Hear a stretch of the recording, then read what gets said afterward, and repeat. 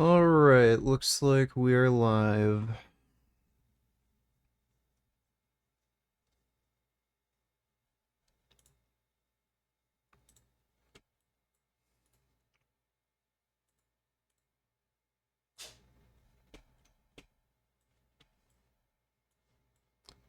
Eh.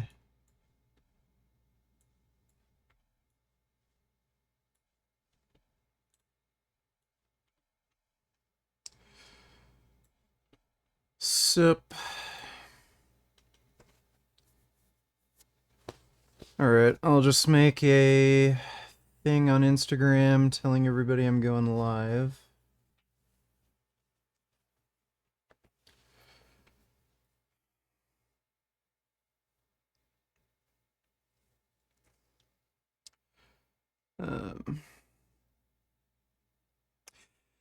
Hey everybody, I'm streaming live on Kick again right now, so just click the link in the description. What's bio? Click the link in the bio to come hang out live.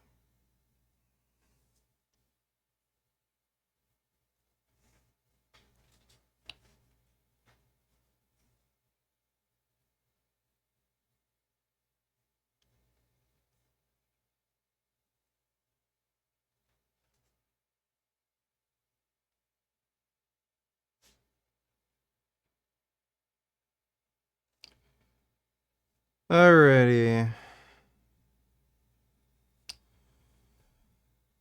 Kick's alright.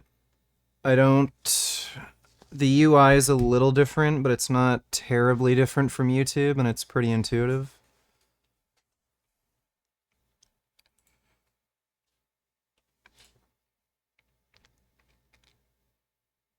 Oh god. I'm gonna give you The Art of Flirting. Oh, that's gonna be an amazing one.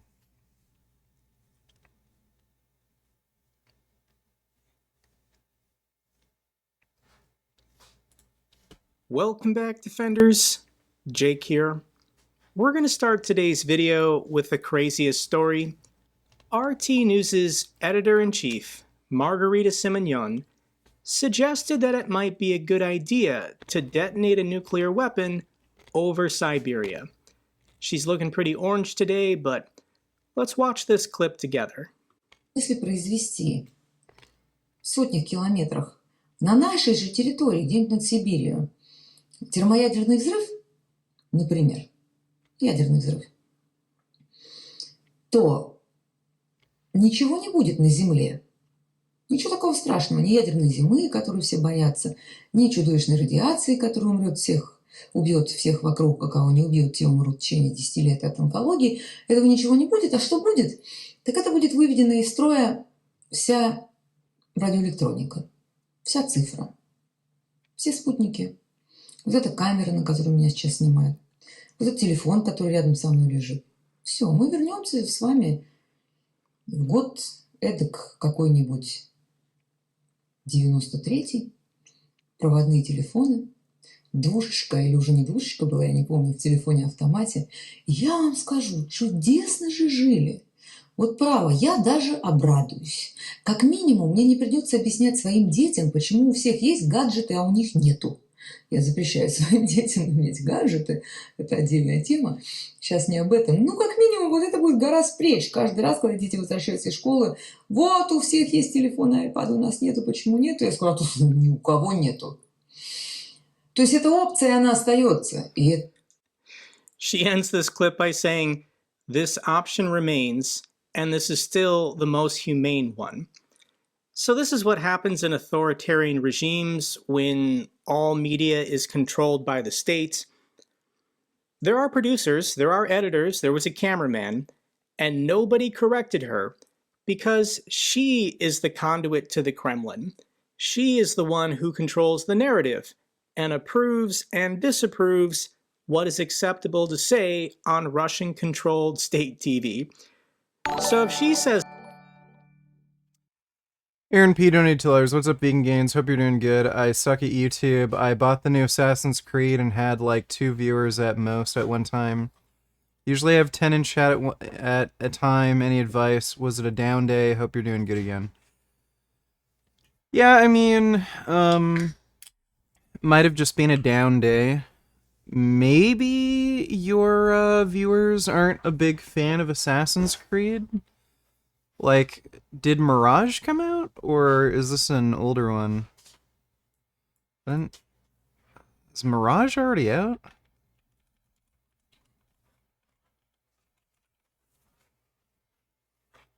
Oh no, it's out. Okay, didn't realize. Yeah, it may be the game, or it may just be a bad day. Who knows? But I would just keep streaming. Best thing you can do is to just keep uploading. Thanks for the donation, though, Aaron. And I'm doing good today. I finished building my RC car finally, so it is entirely completed, and it runs really well. I've got a gyroscope in it. I'll show you how that works. Give me a second. Sometimes it takes a little while for the gyroscope to actually start working.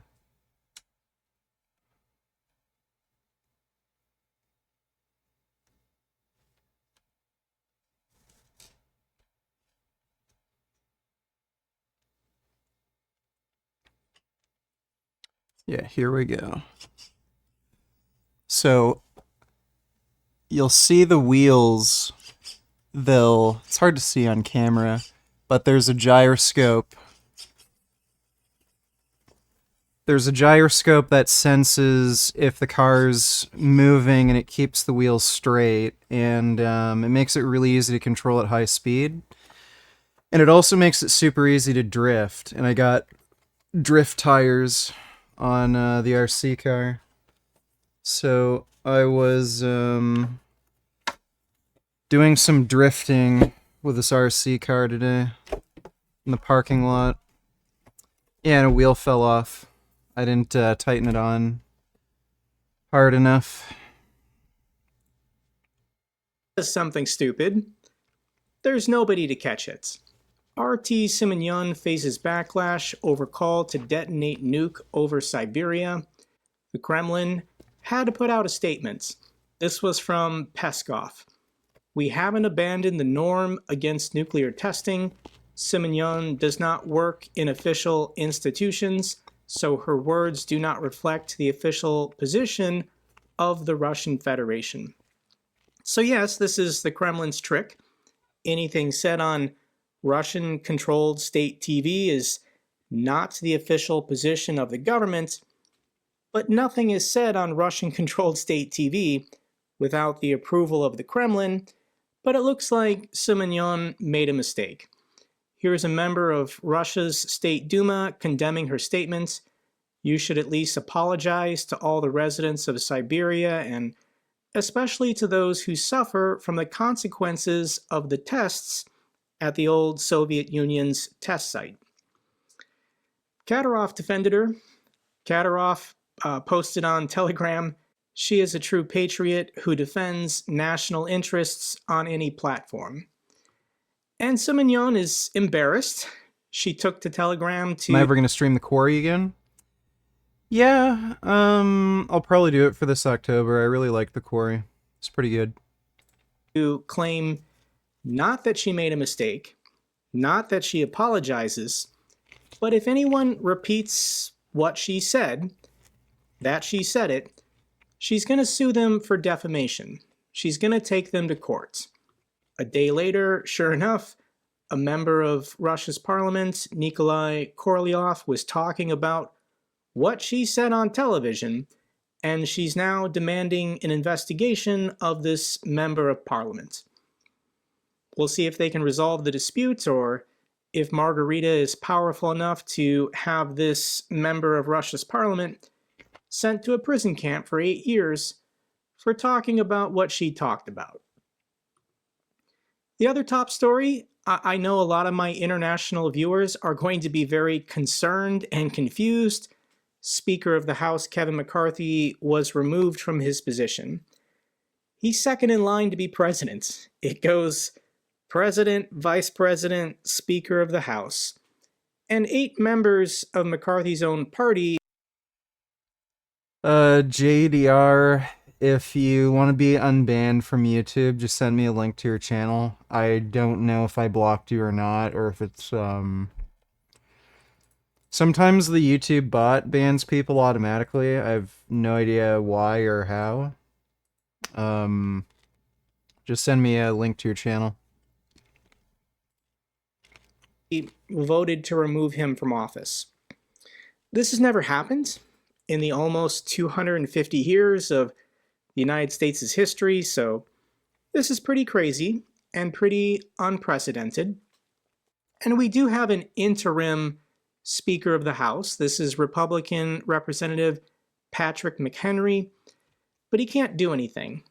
All he can do is open and close sessions of the House and then oversee the election of a new Speaker of the House. So here's Patrick McHenry, and let's see if you can notice anything odd about this clip. Chair declares the House in recess, subject to the call of the chair. Let's watch that gavel slam one Whoa. more time. Seems pretty mad. Chair declares the House in recess, subject to the call of the chair.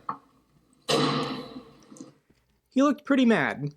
This is an internal dispute and an internal fight happening amongst House Republicans. Patrick McHenry is a friend and a supporter of Speaker McCarthy.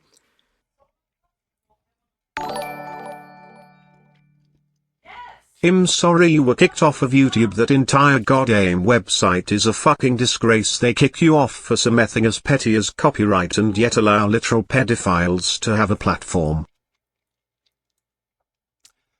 Well, the issue is what I was streaming had no copyright license. That's what's really stupid about it. But yeah, it's fucked. Thanks for the donation, Dodo. Just like I try to explain that car situation, just because you were a bad driver in the past doesn't mean that you actually got in a car crash. So just because you are sexually, you potentially could be a sexually aggressive person, or other people have been sexually aggressive, that doesn't mean that you were sexually aggressive in that game. Oh, he left. Must have accidentally been in there. Well,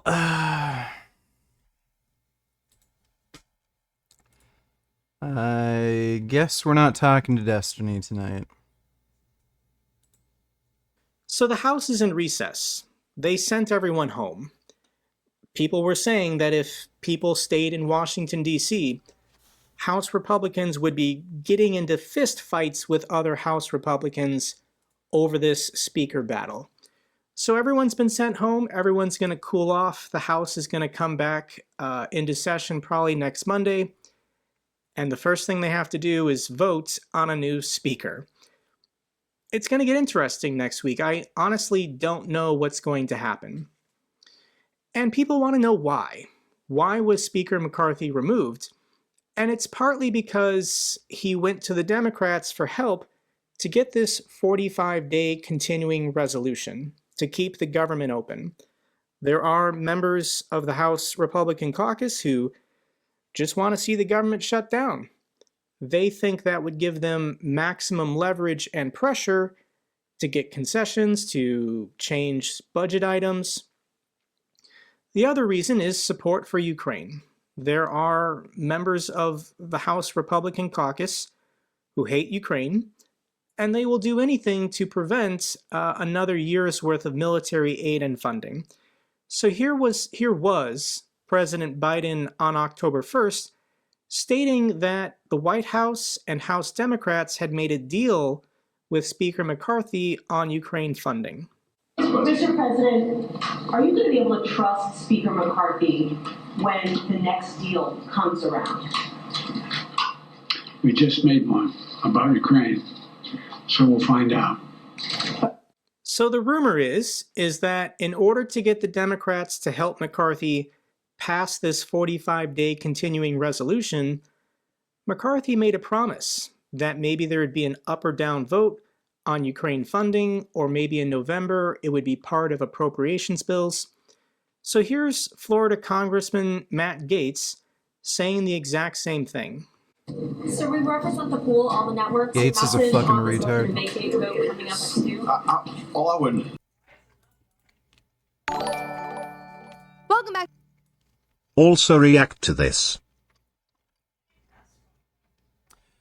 No, women shouldn't be playing football with men. Yeah, why not? We can react to that. Thanks for the donation, Dodo. Welcome back to the comment section. I'm Brett Cooper. We're doing a little bit of a Uno reverse episode today because we often discuss. Enrique Rodriguez, $90. If you had a normal 9-to-5 job, what would you choose? Also, what motorcycle do you recommend for under 10K? Doesn't matter if it's used. I think I'd probably get something like a electrician. That's probably a job I'd enjoy, either that or a mechanic.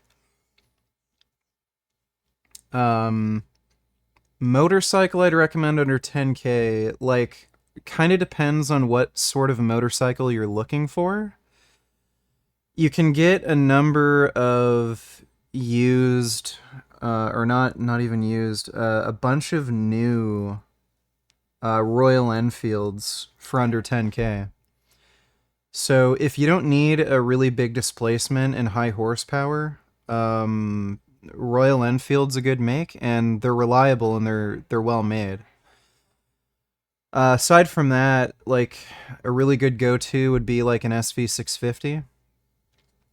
You can find tons of SV650s used for under 10K, and they're really good, reliable machines. They're also powerful. I think they make 70-ish horsepower. So they're good for highway use. They're also really fast and zippy.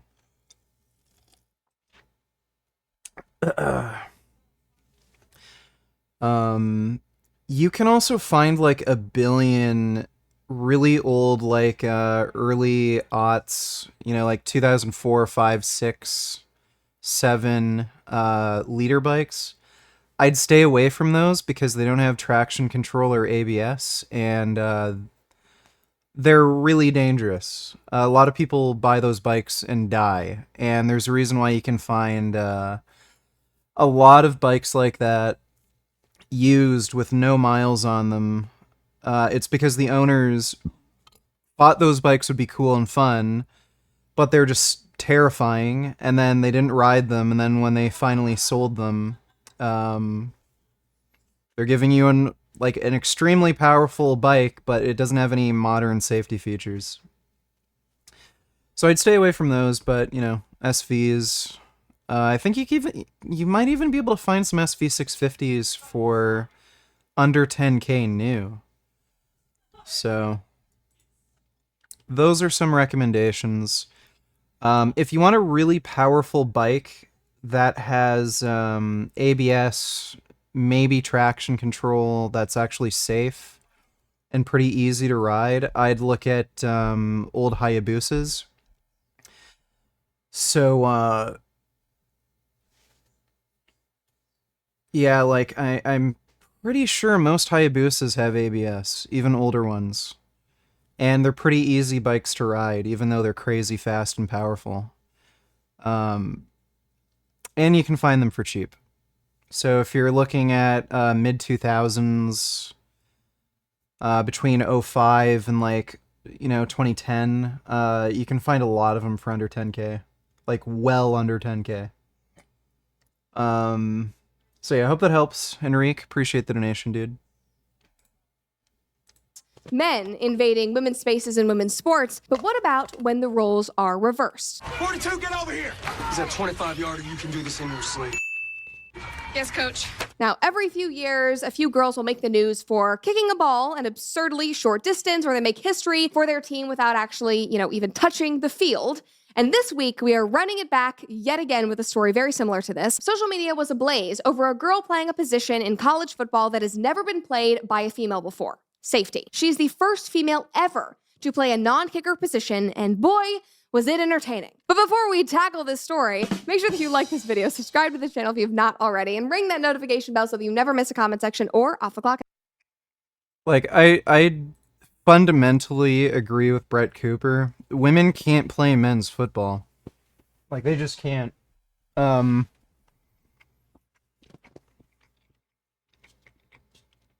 you're talking about college level football, most of the dudes on the field are going to be 250 plus pounds. So how the fuck is a woman going to be 250 pounds or more while also being athletic? Like, you might be able to find a fucking whale that's the same body weight, but yeah, dude, male football players at the college level, they're all 250 pounds plus, and they can, like, fucking run. They're super fast, super strong, agile. Like, women just could never in a million years fucking compete with that. Episode. All right, so this girl's name is Haley Von Voris, and she is the safety for Shenandoah University. And she was on every news network's highlight tape for her stellar tiny she performance is. in this past week's game. And this must have been some insane play, right? Because every publication on Earth has written about this. So before we get into the story, let's watch this incredible play, worthy of national attention. If you're having trouble finding her, she is number 10, by the way. Okay. Third down intermediate. She looks like an 11-year-old. From their own 23, 24-yard line. There she is, right there. Yeah, third down, another big play. As I said, formationally really diverse for the Eagles. Usually they mix up being under center and in the gun, but so far they exclusively in the gun. There she goes. German trips left, throws under duress. So she runs, she does a little tackle, and then suddenly she is all over social media. I mean, it was such an incredible play that I couldn't even find her on the field the first 4 times that I watched the video. Now, even though the mainstream media was praising her, the commenters online were not so thrilled. But they weren't even angry over a girl playing on a men's What the hell? I made my Kick account last night and went to bed. I was just banned today, lol. Quick cast reply from support toe. Looks like we both know what it's like to be banned, bitched. Cock cum cock bitched Regis cock. My account is Norwood BTW. I have no idea why you'd be banned. That is really weird.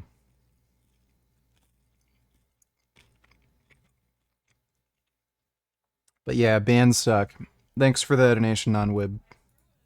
Football team, they were upset because apparently it was just an objectively bad play. I'm not going to say this with full confidence because you guys know I don't watch a lot of football. I'm just here for the, cultural commentary. So I'm going to take it from them that objectively it was not a great play. This guy said, if it's not newsworthy when a male does it, it's not newsworthy when a female does it. You are succumbing to the soft bigotry of low expectations. And I just love that comment. Somebody else said, late hit, unsportsmanlike conduct, and lastly, targeting. Another person said, that would have been roughing the passer in the NFL. Another commenter said, number 1, it looks like an uncalled roughing the passer maybe. Number 2, she was completely unblocked, which she was. Number 3, despite being completely unblocked, she was barely able to bring him down on first impact. If this is proof of anything to come, she is never surviving the NFL or top college teams. Now, other commenters were, of course, saying, no, it's okay, she couldn't do it perfectly. It's the thought that counts. She was trying.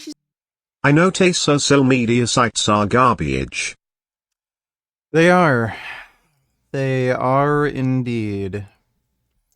I still can't get over how an unlicensed video gave me a copyright claim, but thanks for the donation, Dodo. Appreciate it. Didn't know you got banned. What happened? I was watching a movie on stream called Plan 9 from Outer Space. It was a movie that I think was made in the 1940s or 50s, and it has no copyright. So it's public domain. You should be able to upload it, do whatever the fuck you want with it. It's public domain. And YouTube still gave me a copyright claim for it, and because it was on stream, it has its own unique community guideline violation, so it's really retarded. She's a badass. Look at how amazing she is. Girl power. Like, please, come on. If women actually want equality and want to play at the same level as men, they need to be judged at the same level as their male counterparts. And according to every other comment and quote tweet about her play, she broke rules, or there was at least some clear plan to help her so that she could have her girl power moment and could get all this attention. But the cherry on top, which I'm sure you guys saw in that clip, is that her team was up 26-0. So the coach put her in for one play since they had nothing else to lose. They were winning by a huge margin. Okay, go do your little thing. Go do your little tackle. Like, that's literally what happened. Now, the original person who posted this story on Twitter was boasting about how this was such a crucial play. He said, "Congrats, Shenandoah's Haley Von Voris became the first female non-kicker to appear in a college football game. She plays safety and appeared today in a game against Juniata." What was the idea behind even letting a girl on the men's football team? Like, why? I don't understand how she's even there. Like, it's clearly a low-ranking college, but she'd be nowhere near the other male competitors, right? So I don't even understand how she ended up on the team. Van Voris entered the game during the first quarter, immediately leaving her mark with a QB hurry on a crucial third down play. Applause. Like, dude, there is nothing crucial about a 26-0 game. It is not bigoted or sexist to acknowledge that. And honestly, this whole thing seems so pre-planned and rehearsed because ESPN was there at the game. Before anyone could have known about this momentous occasion, they were there waiting to capture this. Here's a blurb talking about that. Van Voris's appearance on the field made national news with an ESPN camera crew present to document the occasion. Tracy Fitzsimmons, the university's current president and also its first woman in the position, wow, Shenandoah, girl power for sure, expressed her joy at seeing Van Voris take the field and called it an extraordinary accomplishment. Student loan debt is hot topic right now. This just posted today by Scooby. Thoughts? Take a look. Stop the madness. President Biden pissed me off today when he announced he was forgiving $9 billion of student loan debt.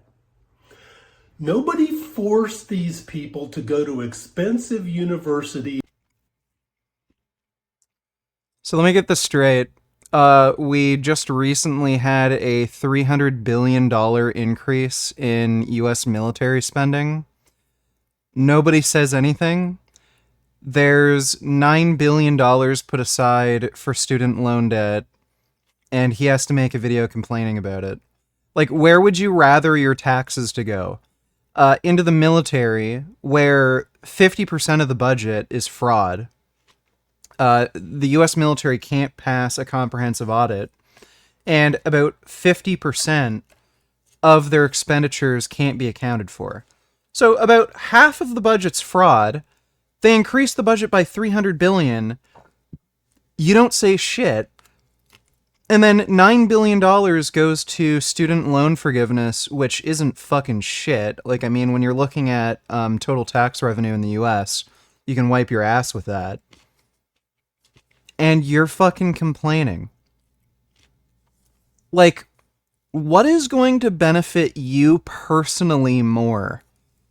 $300 billion in the military budget or $9 billion in student loan forgiveness?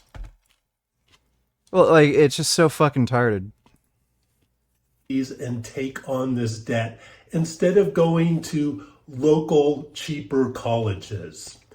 They made a business decision to take out.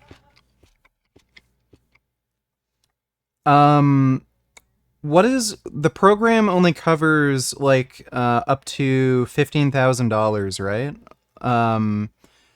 So what is he talking about? It's just, it doesn't matter what school you went to, it's just how much debt you have. And again, it can only cover up to $15,000, and I think for most people it would only cover $10,000. So if you have, say, $1,500 worth of student loan debt, you'd qualify. Like, why is he assuming the only people who are getting this loan forgiveness are going to, like, Harvard? That loan, and they need to repay it. Seriously, what's next? Forgiving credit card debt? Poor me. I went out and bought 2 Rolexes that I can't afford. False equivalence. Buying a luxury item like a Rolex is entirely different from getting an education. Totally false equivalence. Can you repay my credit card debt? I mean, what's the difference? Forgiving the student loan debt is sending the wrong message. It's telling people, don't worry if you make a bad financial decision. The government will give you money. And Going to school isn't necessarily a bad financial decision. Guys, I have $50,000 student loan debt. Anyway, here's more money, bitched lol. Well, thank you for that, non-wib. Appreciate you putting some money aside for me. Going to school isn't necessarily a bad financial decision. That's not why there's an interest in forgiving student loan debt. The reason there's an interest in forgiving student loan debt is because it just is a fact. School is too expensive, and there's a number of reasons for that. Like, the main reason is universities are just arbitrarily charging more. They just are. And for no real reason. On top of that, they're building facilities that really have nothing to do with education. So you're seeing a lot of universities put a ton of money into, say, like sports arenas. That's increasing tuition costs for everybody. There's also other issues with just cost of living increases going up dramatically. So if somebody wants to get a university education now, it's way more expensive than it was, 3,000 years ago when you went. So,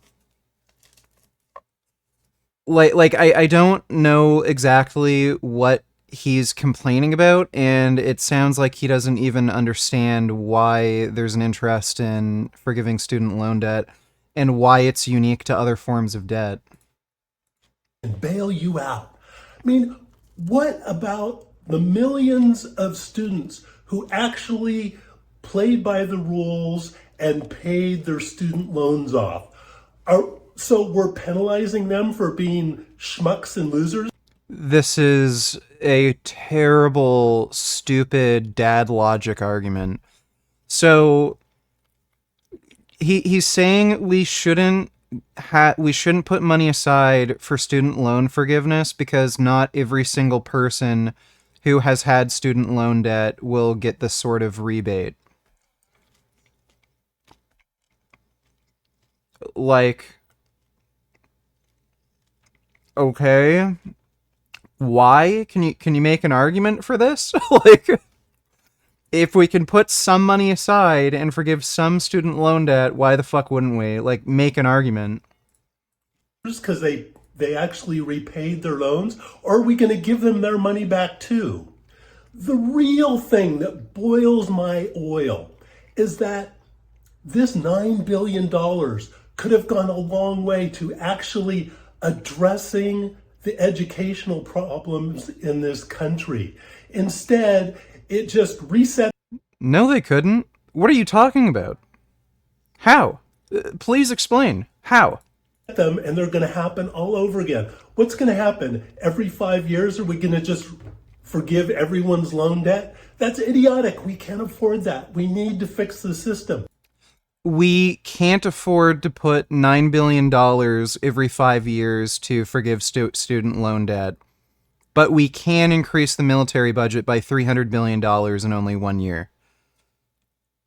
I love this. Whenever it comes to, like, any kind of social program, where's the money gonna come from? You think we can just find $1 billion to house the homeless? How are we gonna do that? Oh, we need $300 extra billion to the military budget? Oh, yeah, sure. Let me just write you a check. No problem. like, again, you can wipe your ass with $9 billion when you're talking about total U.S. tax revenue, as if the U.S. can't afford that. Obviously, they can, you fucking moron. And this $9 billion could have started up a much stronger local community college system where high school students could still live at home, but... No, it couldn't. Like, are you fucking insane? Please explain to me how fucking $9 billion would be used to make, like, some sort of socialized college system and actually have that, be in place in, like, every state? There's no way.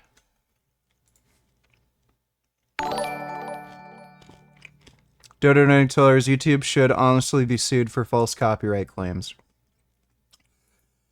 Yeah, they should. But unfortunately, I'm not made of money, so I can't really sue YouTube. But thanks for the donation, Dodo. Get a 2-year degree or a vocational degree at a fraction of the cost of a university. That's how you fix the system. Those are different degrees. Like, what the fuck are you talking about? Like, that isn't a solution. If you need a certain degree to get into a certain occupation, you can't just say, "Oh, we'll do something else." Like, what? That's how you help the low and middle income people become upper middle class. By giving them the education they need without saddling with them debt. They don't need to go to Yale. They don't need to go to... Okay, buddy. I don't... Like, he literally does not understand how this debt thing works. If you're poor, and you can only afford, say, like $1,500 or $2,000 for your education, you still have to take out a loan for that, in all likelihood. And that debt forgiveness program helps those people too, you fucking idiot. Like, why does he think this only applies if you go to fucking Harvard? Harvard. They can go to their local community college. People get this weird idea that I'm a card-carrying liberal, maybe because I'm from California, but I'm not.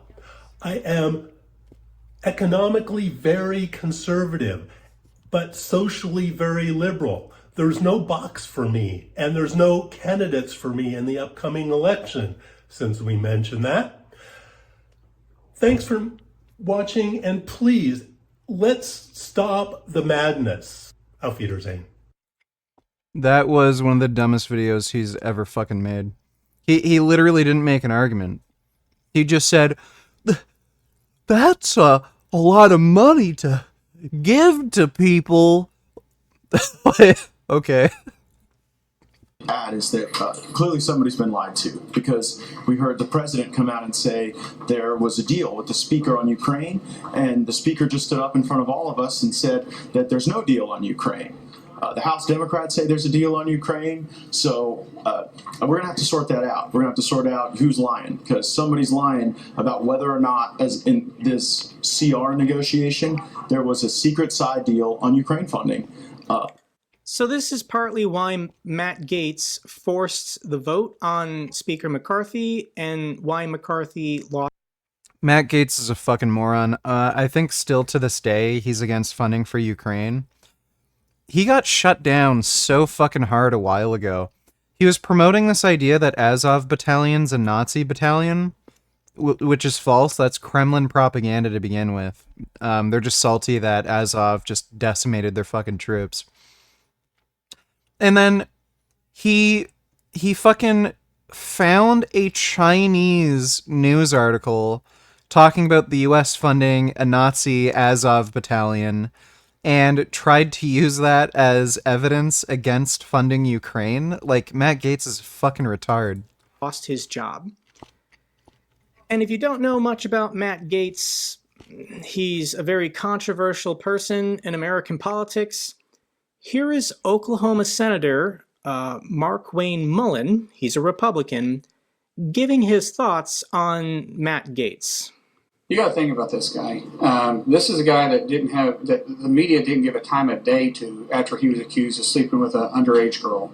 And there's a reason why no one in the conference came and defended him, because we had all seen the videos he was showing on the House floor that all of us had walked away of the girls that he had slept with. He'd brag about how he would crush ED medicine and chase it with an energy drink so he could go all night. This is obviously... So that is Whoa. I didn't know Matt Gaetz was that much of a scumbag. Republican Oklahoma Senator Mullen claiming that Matt Gaetz showed members of their conference videos of women he had slept with and bragged that he liked to crush erectile dysfunction medicine into energy drinks so he could go all night. So this is Russia's champion. This is Russia's best hope to block any additional military funding for Ukraine for the next year. Shutting down the government, I'm sure Russia would also prefer. The allegation Matt Gaetz denied: sex with a 17-year-old, ecstasy, sugar daddy websites, trips with young women to the Bahamas, and misusing campaign funds. So Matt Gaetz has never been officially charged with anything from the Department of Justice. Everybody involved in these websites and trips and interactions with underage women don't really want to cooperate with any kind of trial or I don't know. As an American, I'm speechless that this is the guy holding up Ukraine funding. This is the guy threatening to shut down the US government. This is the guy that, in the first time in our nation's history, had a Speaker of the House removed from his position. So overall, by November... Aaron Peter New Tellers, I don't know why the pinned messages keeps getting removed. Have you ever tried Darling plant-based chicken? Looked super good. Would a company get in trouble if they put vegan on their package but use some type of animal products? I'm pretty sure they would. That would go against labeling laws, so I would imagine. And I don't know why the pinned comment keeps getting removed. I don't know how this website works.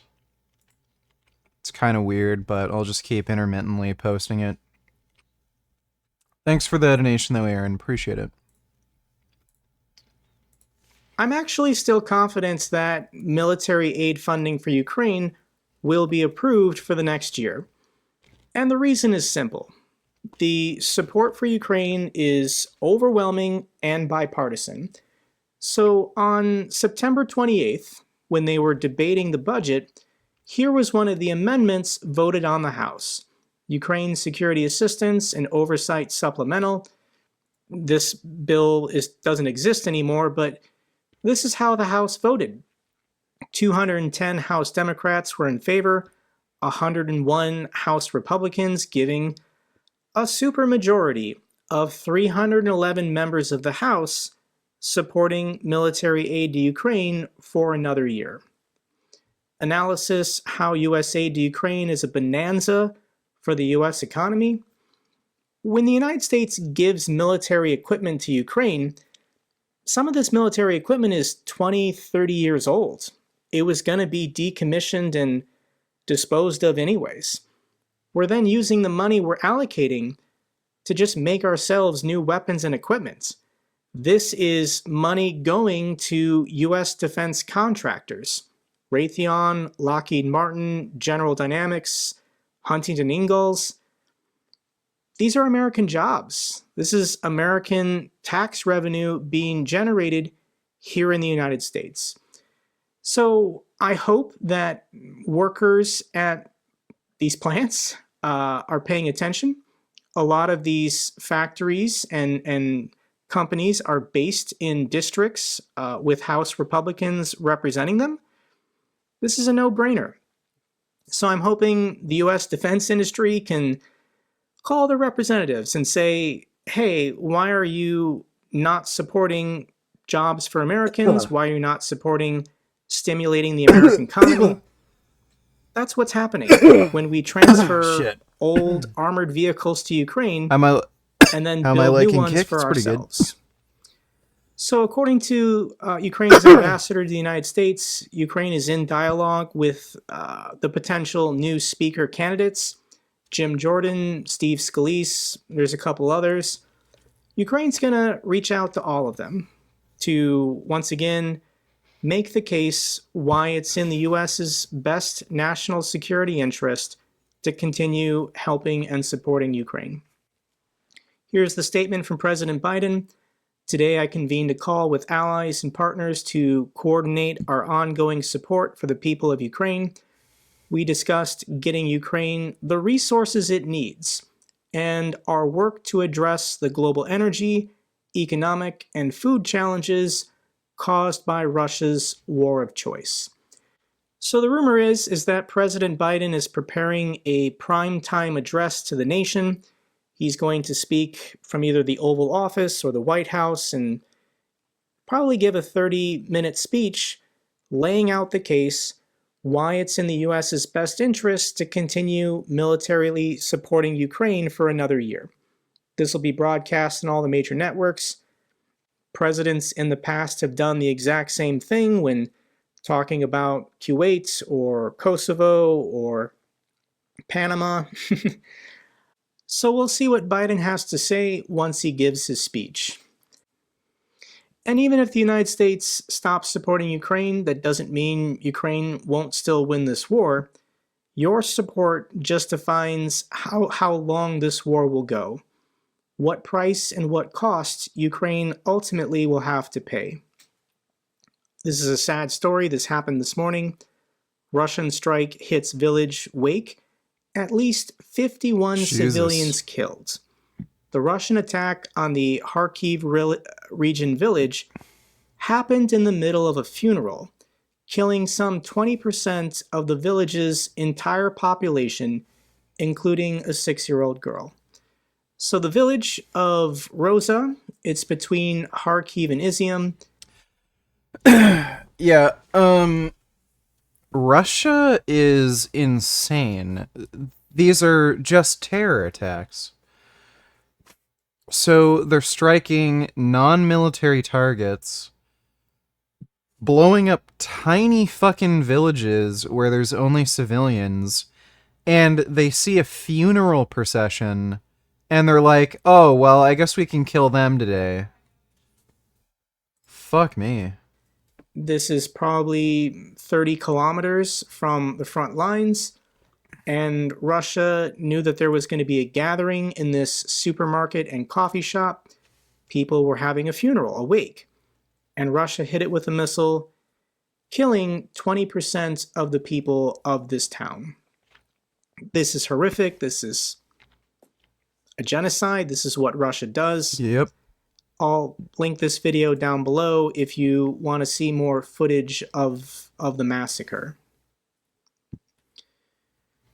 A village of 300 people, and they just lost 50 because of the Russians.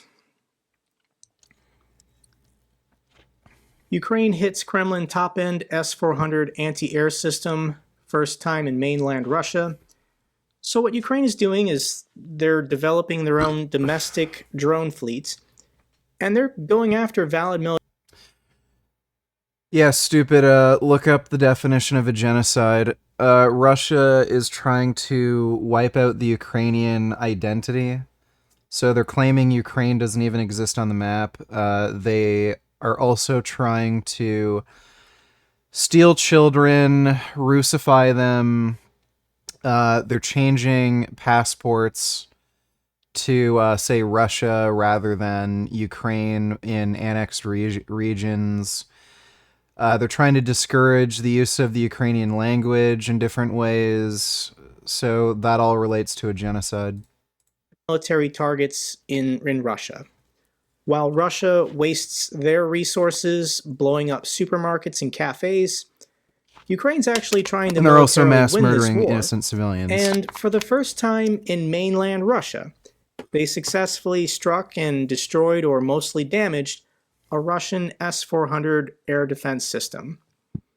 These things are expensive, so every time Ukraine can get one of these with a relatively inexpensive drone, that's a huge victory. Jet ski-borne Ukrainian special ops raid shown in new video.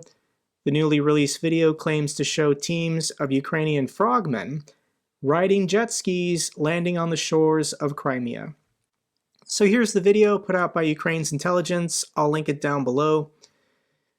There are some mixed reviews how this went.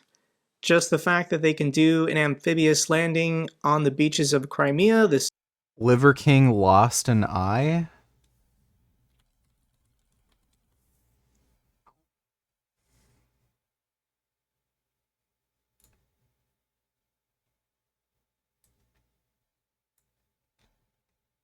Controversial TikTok star could lose an eye after a mysterious injury. Eye patch.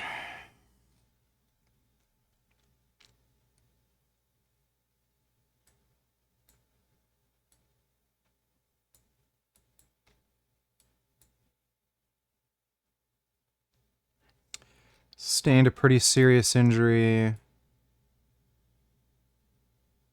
One point I could see out of either eye. Still can't see out of this eye.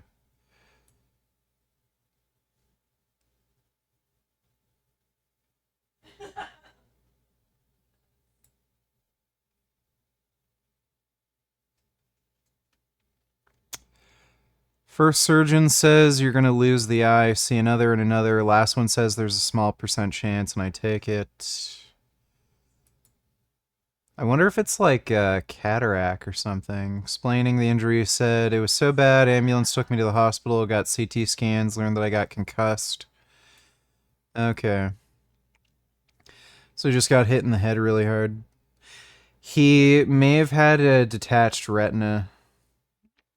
That would be my best guess. That would coincide with like a really bad head injury, like a really violent hit to the head. Claim that there had initially been too much hemorrhaging to inspect the right eye, with doctors even postponing planned surgery. He wrote, "Your eye is destroyed. It's too fucked to even attempt to fix right now." Too bad he didn't die. Hopefully he just croaks one day soon, so fucking planet could be rid of that jackass. Huh. This is a headache for the Russians. A couple John Bravovids. He follows you on IG if you didn't know. Alright, well let me take a look. That's cool. This is like I didn't know he followed me on Instagram, but that's cool. Richard Simmons. Thanks for the donation, to the dude. oldies, but he's sweating to something else I don't even want to know.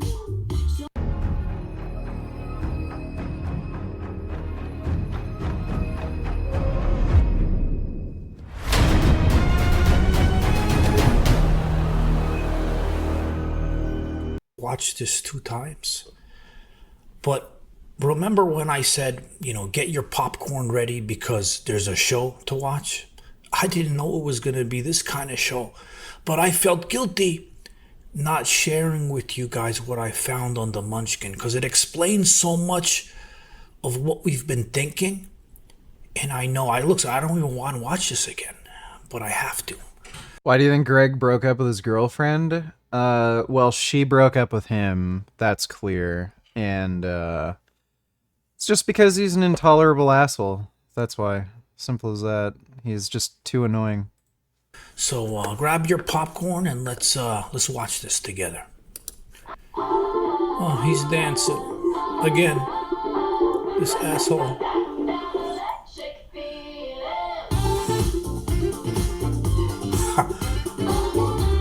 Look at his hands. Look at that. She's teaching him good.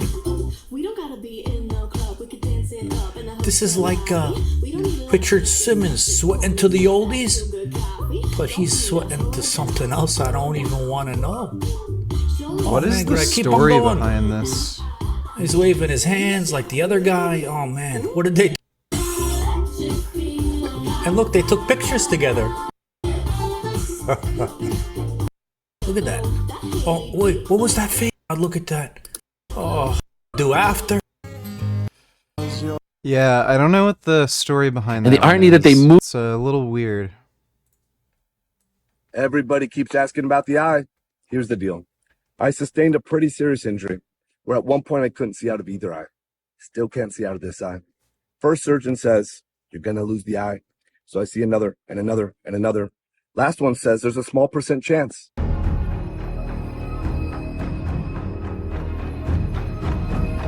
Tragic lifting accident. I wouldn't call it tragic. The tragedy is he's still alive.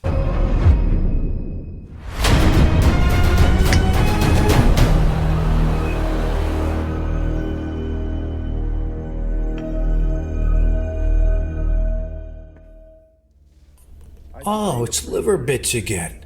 But what is he doing running around town with an eye patch like One-Eyed Willie? You're gonna lose the eye. He's gonna lose his eye? Is he bullshitting? Or is he telling us the truth?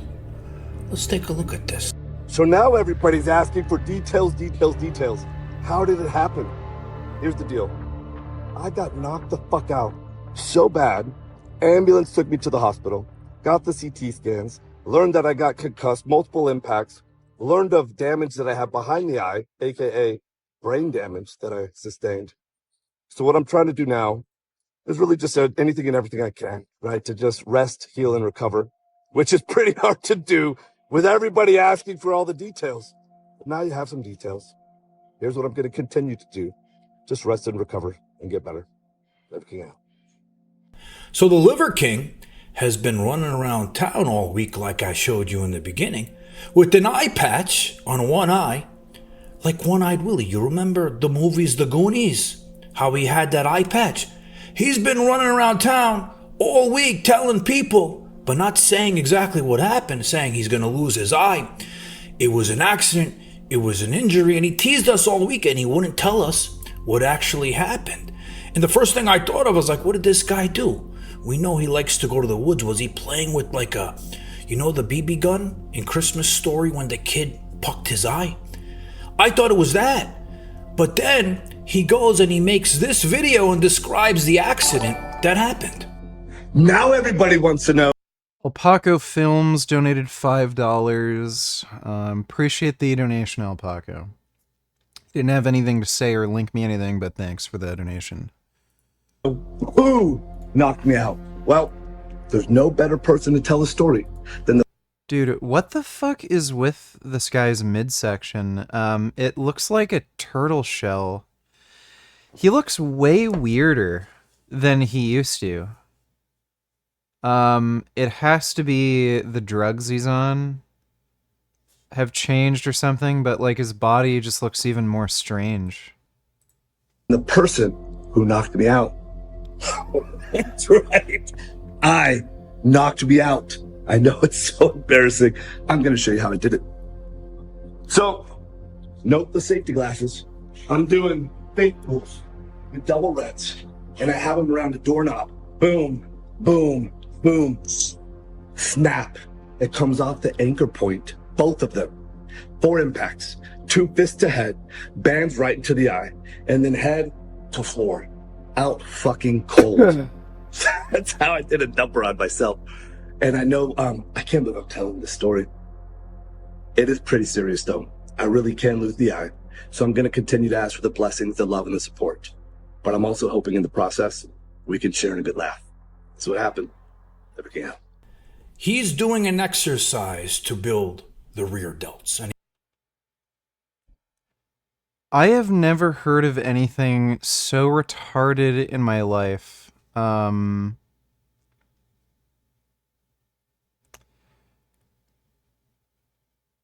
Yeah, I like almost can't believe it that that's possible. He was doing face pulls with a rubber band, and that's what gave him a severe concussion and almost losing an eye? Like, I have trouble believing that. Sounds more like it's a made-up bullshit fucking story. It would also explain why he was reluctant to explain what actually happened. So, yeah, I don't buy that. I think there's something else to the story. he's using the rubber bands, you know. I look at those as like the ones you use, the moving straps when you move to wrap the furniture, right? Here's what I think is more likely. I think he may have taken some sort of weight loss drug, DNP specifically, and DNP can cause cataracts, and I think he might have a cataract in his right eye that's getting removed. And he made the story to kind of explain away what happened with his eye. That's my thought. Like, doing face pulls and almost, like, fucking killing yourself and being blind in both eyes, like, yeah, I don't... That's hard for me to fucking believe. right? He's using one of those to mimic the exercise that you would do with the pulley. Now, that's one of my favorite exercises to build the rear delts. But I'm thinking, I'm like, look, the guy took the band, put it on a door, right? And is doing the movement and it snapped and pucked his eye. And I'm like, this guy's rich. He's got every piece of equipment. He has pull downs machines. Why would he be doing it on a door? These aren't things that I would ever trust. I would never trust. Yeah, it doesn't really make any sense. By the way, like, if you look at his gym setup, he claims he's this like insane multimillionaire. He doesn't. There's no way he makes as much money as he claims if he has a gym setup like this.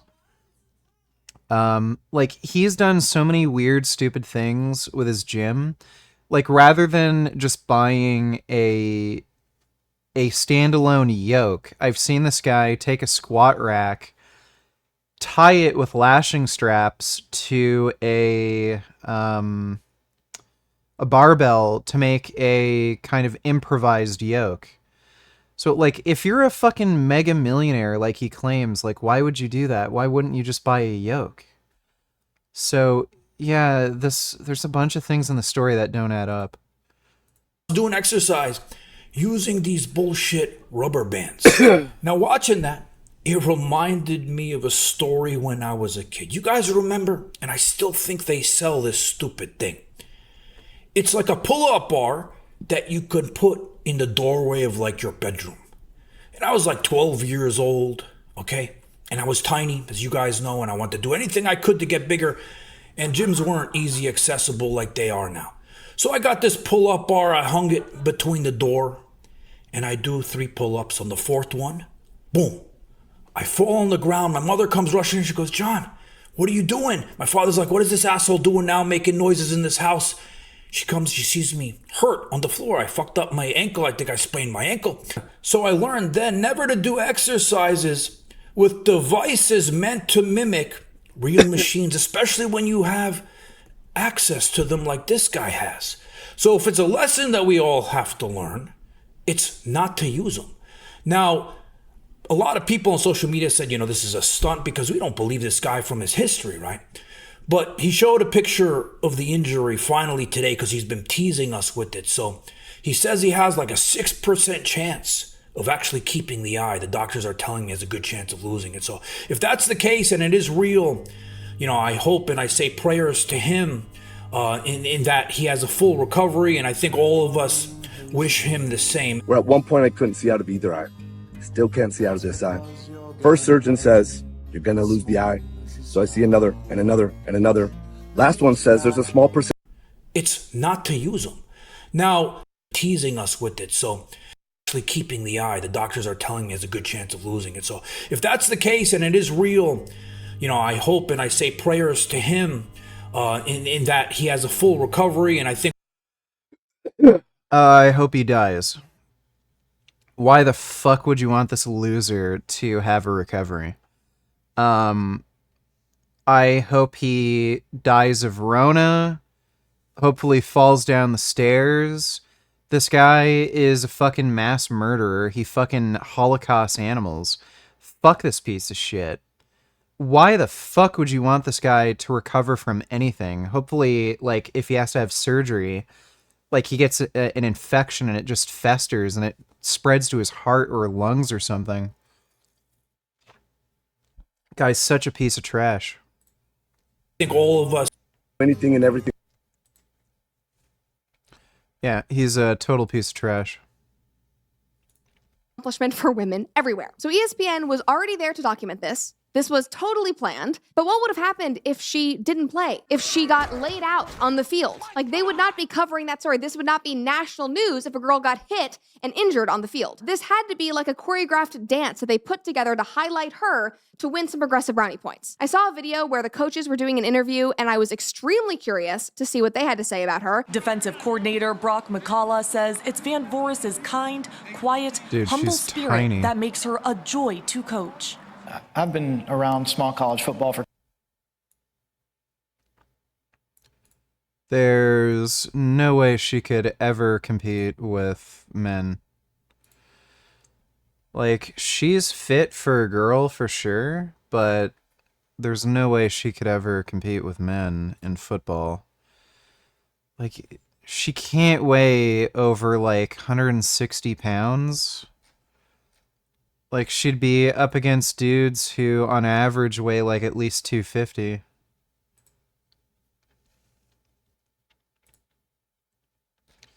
Yeah, they even have her stats. So she's 5'6", 145 pounds.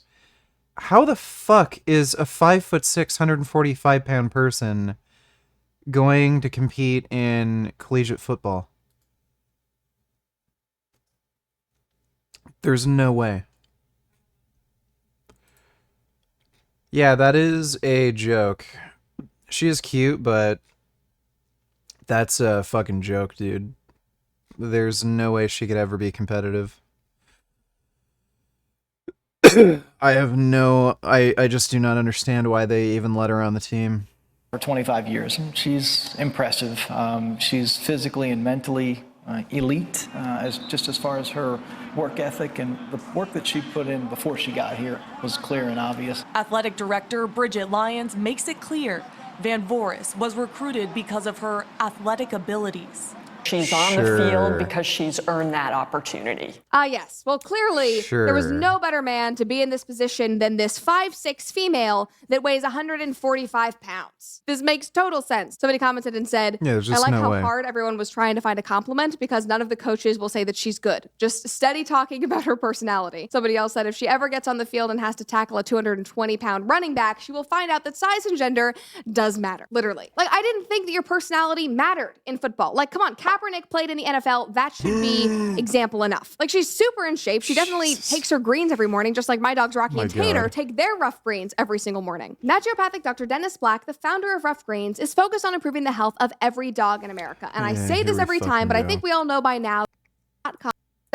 .com is healthy and jacked as Van Voris is. So what about her stats? Like, I would love to see numbers. Why was she recruited? Because the entire interview failed to mention any of that. But don't worry, guys.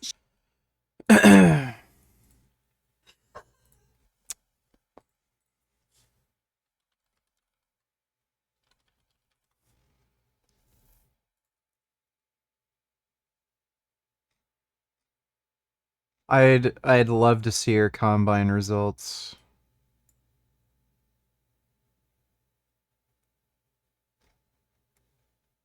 I have no idea how the fuck she would get onto a men's football team.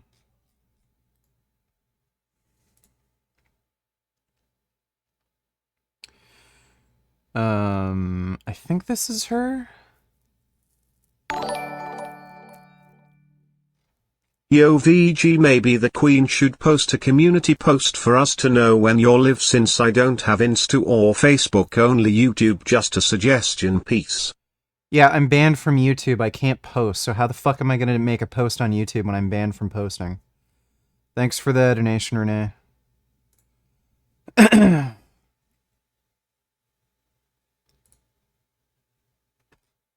Like, this is just so baffling to me. I don't know how the fuck she'd ever get onto a men's football team. Because, like, if you're gonna get recruited onto a football team and you have to do a combine, like, her results must have been terrible. It's just, there's no way she would have legitimately been able to have gotten on the team. She is shy, and she's nice, and she's very, very kind, which are all good things. I'm not hating on any of that. She sounds like a lovely person. She's obviously worked very hard to get where she is, but this is obviously a show. They're putting on a show. Now, at the end of the interview, the reporter remarks that, maybe we'll see her in the NFL one day, and Van Voris agrees. And speaking of the NFL, after her story went viral, Deion Sanders talked about she's gonna have to take a lot more fucking steroids. This, and he said, I'm happy for her. First of all, I'm concerned about her safety. I want to make sure that she is safe, but I'm sure that if she put on the pads, she understands what goes along with that. I believe in equality, not just of ethnicity, but of gender as well, so I'm all for it. God bless her. He is like really towing the line there. He's like, oh, this is really unsafe, but also I can't say that this is not a good idea, so good job. Bless her. I hope that she doesn't die out there. And of course, Of course his first thought is for her safety, because football is a tough sport. It is dangerous, and giant beefcake dudes get hurt all the time. Imagine her at 5'6". And as for equality, I'm sorry, but I cannot imagine that men are willing to tackle her with the same strength that they would tackle another man on the field. Oh, I sure as fuck would. Hitting girls is fun. Yeah. Dude, when I played hockey, there would be like delusional crackpot fucking girls who thought they could play with boys. I'd fuck them up, dude. I remember I was in some hockey camp and there was some Indian girl who thought she could play with boys. And when we ended up playing a scrimmage game, I smashed into her full fucking tilt. And I hit her so fucking bad she couldn't walk and she needed to be carried off the ice by the coaches and her mom. And then her mom tried to fucking attack me in the change room and called me sexist because I hit a girl really hard. And she's like, "You can't do that to girls." I'm like, then why the fuck is she playing boys hockey? Like, it was so stupid. Ugh. So they're changing how they play the game. And so many commenters brought this up. Like one person said, all it takes is one hit and this will change socially. One hit. One. Another person said, congrats, but like, who wants to actually block her and lay her out? That could cause permanent injury. Oh, dude, I'd lay her out. That would be great. I don't know why she hasn't gotten fucked up yet. If I was on another team, I would fuck her up.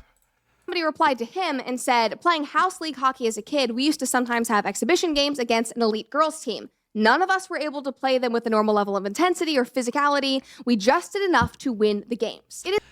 Dude, what? Bro, why the fuck are you playing a full contact sport if you're not willing to, like, just fucking murder people? I don't understand that mentality. Why would you play a sport where you're supposed to, like, hit each other, like, you start fights, you beat the fuck out of each other, and then when you have a weaker opponent, you show them mercy? Like, the whole fucking point of being able to hit somebody is to fucking, like, kill them. Why the fuck would you go easy on somebody just because they're a girl? Like, that's just loser fucking mentality. To win the games. It is instinctual for men to want to protect women. They're not going to be playing the same It's not fucking instinctual. Fuck you. type of game if she is on the field. That is just a fact. Now, are her biceps impressive? Yes, she is jacked. It is insane. Is she courageous and hardworking? Yes, it is wonderful that she has a great work ethic. I commend her for that. But men need spaces that are just their own, the same way that women want to keep spaces that are just for them. Men should be able to keep this testosterone and CTE-fueled game for themselves. There is no reason for them to be holding themselves back to protect a girl who's playing.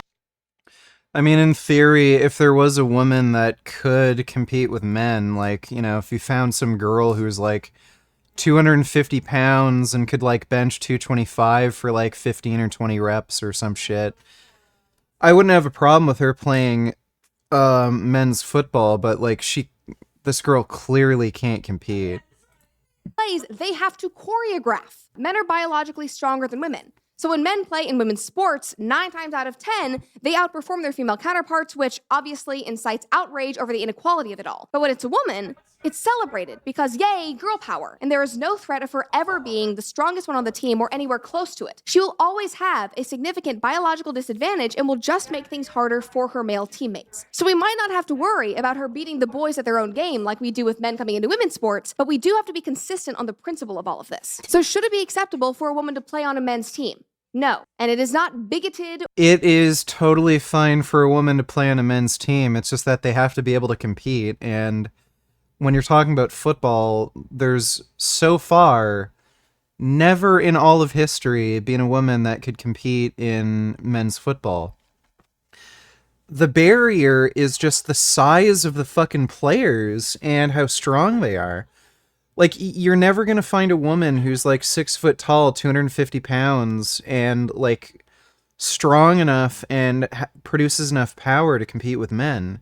Like, so far it hasn't happened. Like, I'm sure eventually there will be some, like, weird genetic freak that, like, comes out of nowhere who could, but it's not... The idea isn't like banning women from competing with men in football on the basis of them being women. It's on the basis of them just not being able to be competitive. Or horrific to say that. Thank you for watching the comment section. That is a stupid story. I don't know, like, it's still baffling to me that they let that girl compete.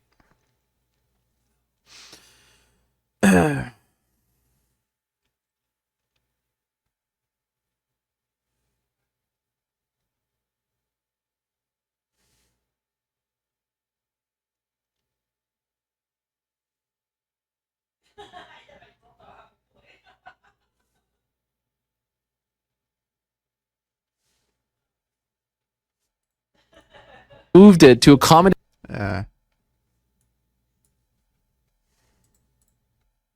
They have to think about their defenses and their readiness for these kinds of assaults. But Ukraine did take losses. A Ukrainian Special Forces member fell off a jet ski and was picked up, apprehended by the Russians. Russian information is claiming that this raid was a fiasco, but Ukraine did land on the beach. They did assault some Russian positions. They did raise the flag, and most of the defenders successfully evacuated. Here's an interesting clip from Defense Minister Sergei Shoigu from yesterday, stating that another round of mass mobilization isn't going to occur this year. This is something we were all speculating would happen after the regional elections in Russia 2 weeks ago, but it might not be happening now. Here's what Shoigu has to say. If I had to guess, it's because they literally don't have enough money and resources to equip any of the troops. Like, already, with the mobilized men already in service, like, you have platoons that are sharing, like, one AK-47 for every 30 people. So, I don't know what another round of mobilization is going to do. Like, they don't have enough guns or equipment to give to everybody, so that's probably why. Donate $2, please react. I'm going to give you a couple of fast tips that you can use today. So if there's a girl that you've wanted to speak to, you'll be able to use these tips with her later on. The single most important tip in flirting and speaking with women, in having sex, in doing anything with women, in doing anything with guys, the secret hack for doing anything in life. Well, when you get that sort of statement before you hear the advice, you know this is just bullshit.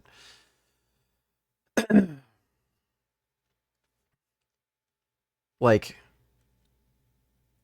this isn't general. You're talking about a specific thing to help you flirting with women, and then he's just gonna make some stupid generalized claim.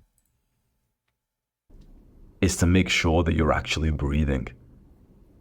When was the last time that you took like a manual breath that you actually felt in your... Oh my god. Oh my god. The #1 tip to flirting with women, make sure you breathe.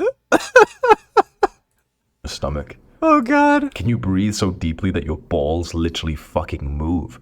Or are you breathing like a bitch, holding in trauma from childhood, and you're like, you've constrained your stomach because you don't want daddy to know that you're taking up space, and so you've made yourself smaller because of like the shit that happened 10 years ago? This guy is a fucking child. People don't realize, men especially, a lot of our power comes from our body. You know, the guy who you see who seamlessly gets girls. Oh, really? I thought my power came from my shits. It comes from my body? Weird. Reason why he seems so attractive. We all, you know, little nerds think it's like, oh, because he's got this eyelid shape, because he's got nice hair, because he's got riz, because he could do the fucking little TikTok dance, whatever fucking bullshit. I can guarantee you, women are gonna find a man attractive if they're good looking, not because they breathe deeply. Shit. I promise you, the reason why some guys seem like naturals, but they can just like say something kind of cool to a girl, is simply because they are relaxed. They're relaxed. You're not. The time... No. it's because they're good looking and personable. I guess, I guess if you're used to talking with women and you're confident, you're gonna be relaxed, but no, dudes who are good looking and personable are going to be better at talking to girls, getting their numbers. That you spoke to a girl and it hasn't went well, it's because you've constrained your own body, and that's where your source of power and presence comes from. Try and keep that as just a little tip for the rest of today. Whether you're speaking to family, whether you're speaking to some male friends, or you're speaking to girls. This guy never talks to girls. If he's telling you the stupid shit, this dude never ever talks to women. Notice that when you are doing something which is a little bit more difficult and uncomfortable than usual, your breath will just stop. You'll be taking these micro breaths. Especially, you will not be breathing fully down to your stomach, and that's the most important part. I can give you a 100% guarantee that the girl that you speak to when you're manually, literally manually breathing all... Hi there. My name's Richard. What's your name? Way down That's to your how you're stomach supposed to talk to girls. To the point that your stomach kind of presses out. You're almost almost like you feel fat in a way that your stomach's pressing out.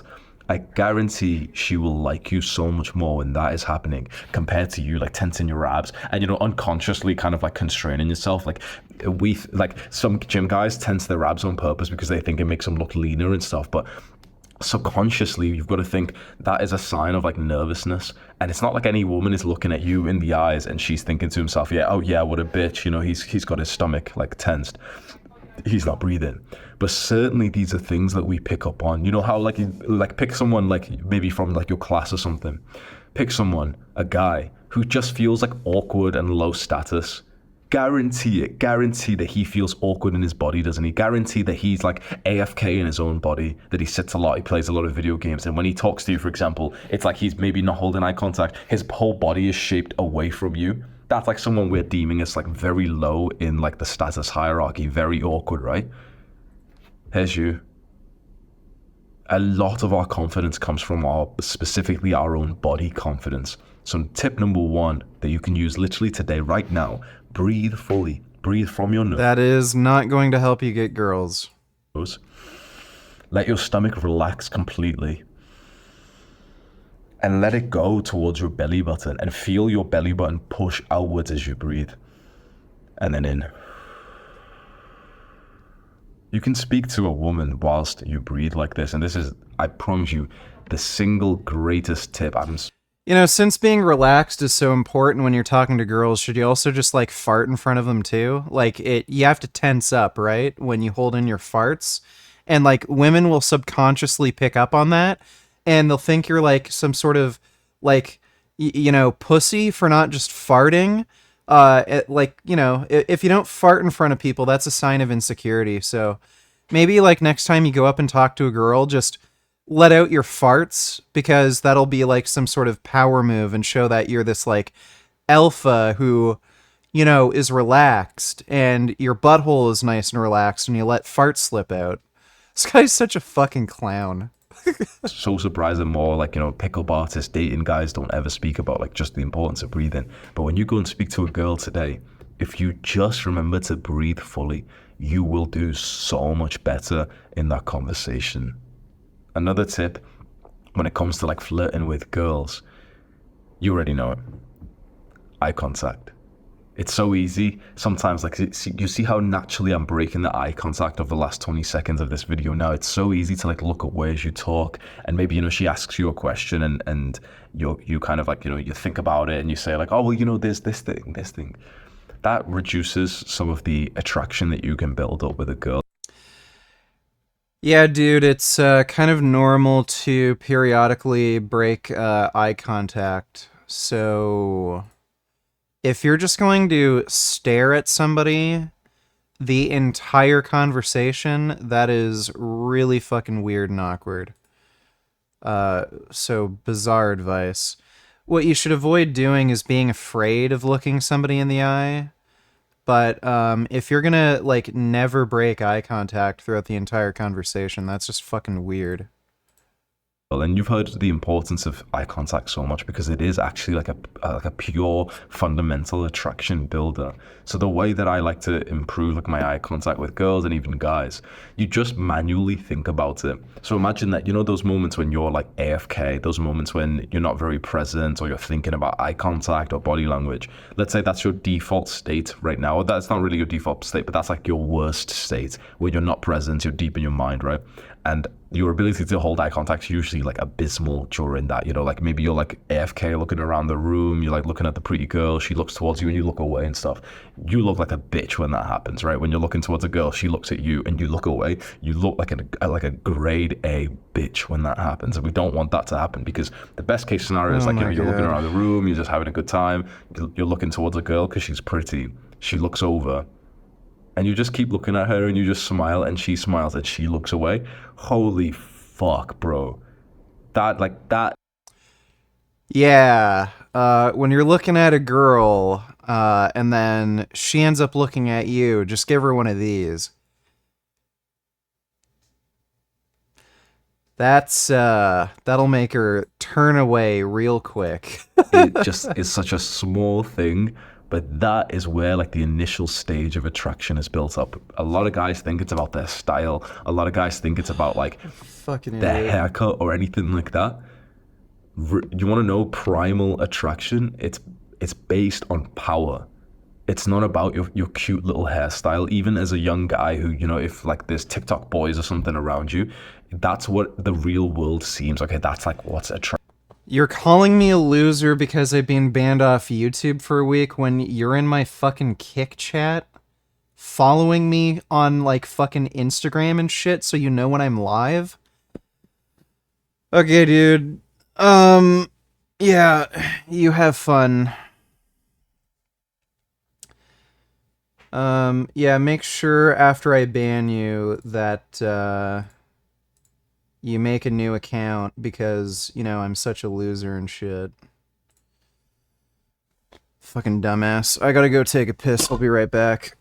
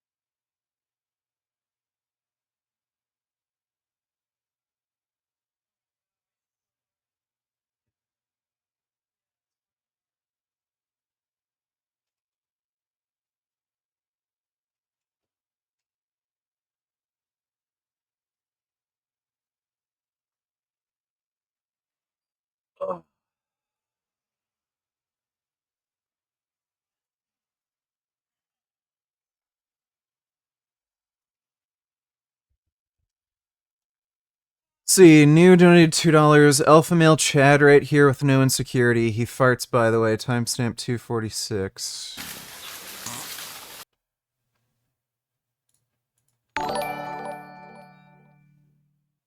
I'm so constipated that I remove poop by toilet paper, sometimes I get on my fingers. I even sucked a poop back in. Felt like I was giving birth. I think I'm dying. From constipated, kidney stones, and a hernia. Well, that's too bad. Thanks for the donation, Aaron. Appreciate it. Huh? Huh? What? And then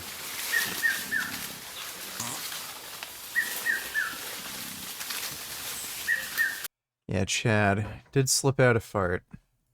Attractive. That's only like literally 5% of the game. The biggest part of attraction is literally just the power imbalance between man and woman, especially when it comes to like the physical realm, because that's obviously why like a woman wants a man subconsciously. Many women won't be able to ever admit this because obviously like in the modern day. That makes no fucking sense.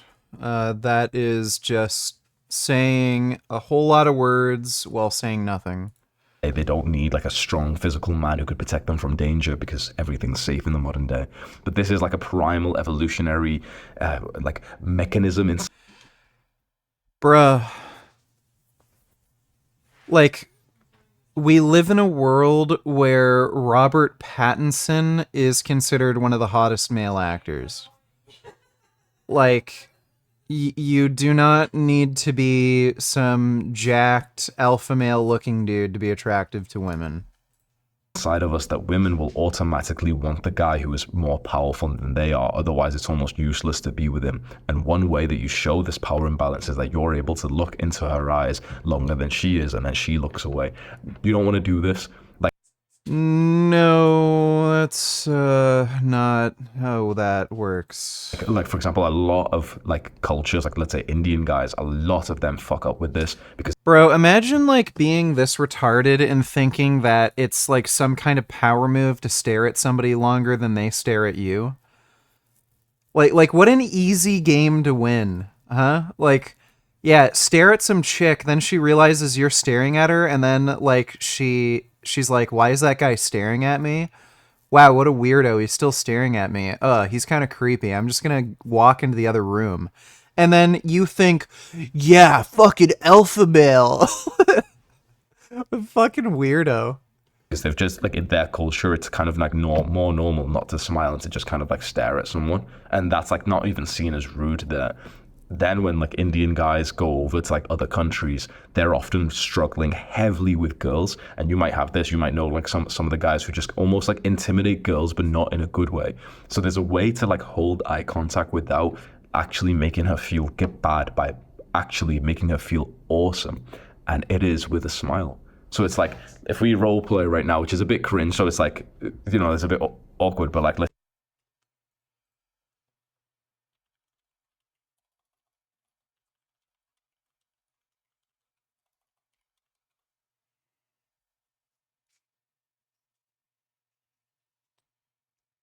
Let me see if I can find a funny pic of Blaha.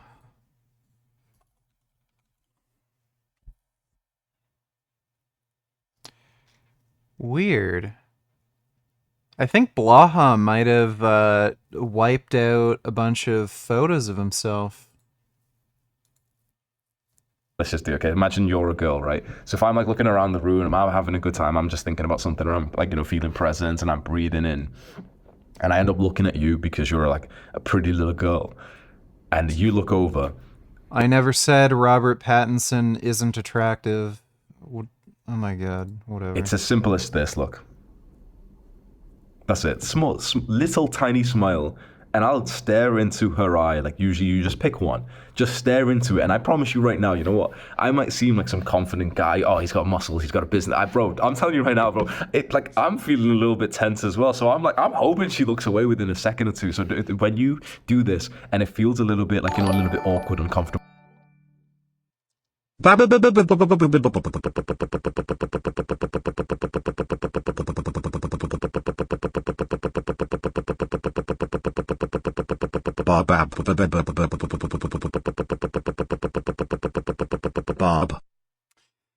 you for that, 9014. Excellent spam as always. Appreciate the donation, sir. Kind of makes you wonder why this guy is spending so much time staring at a girl and not just going up and talking to her. And you want to make your eyes look away. Trust me, like, I feel the same thing, but it's just about manually keeping your eye on her. And it's like the moment that we hold eye contact, you smile just a little bit. It doesn't have to be like a whole little goofy, like, it doesn't have to be anything like low T soy boy kind of. But it's just a small one of just like a small smile. Stay looking into her eyes. Guarantee what will happen is she'll smile backwards and she'll go like that.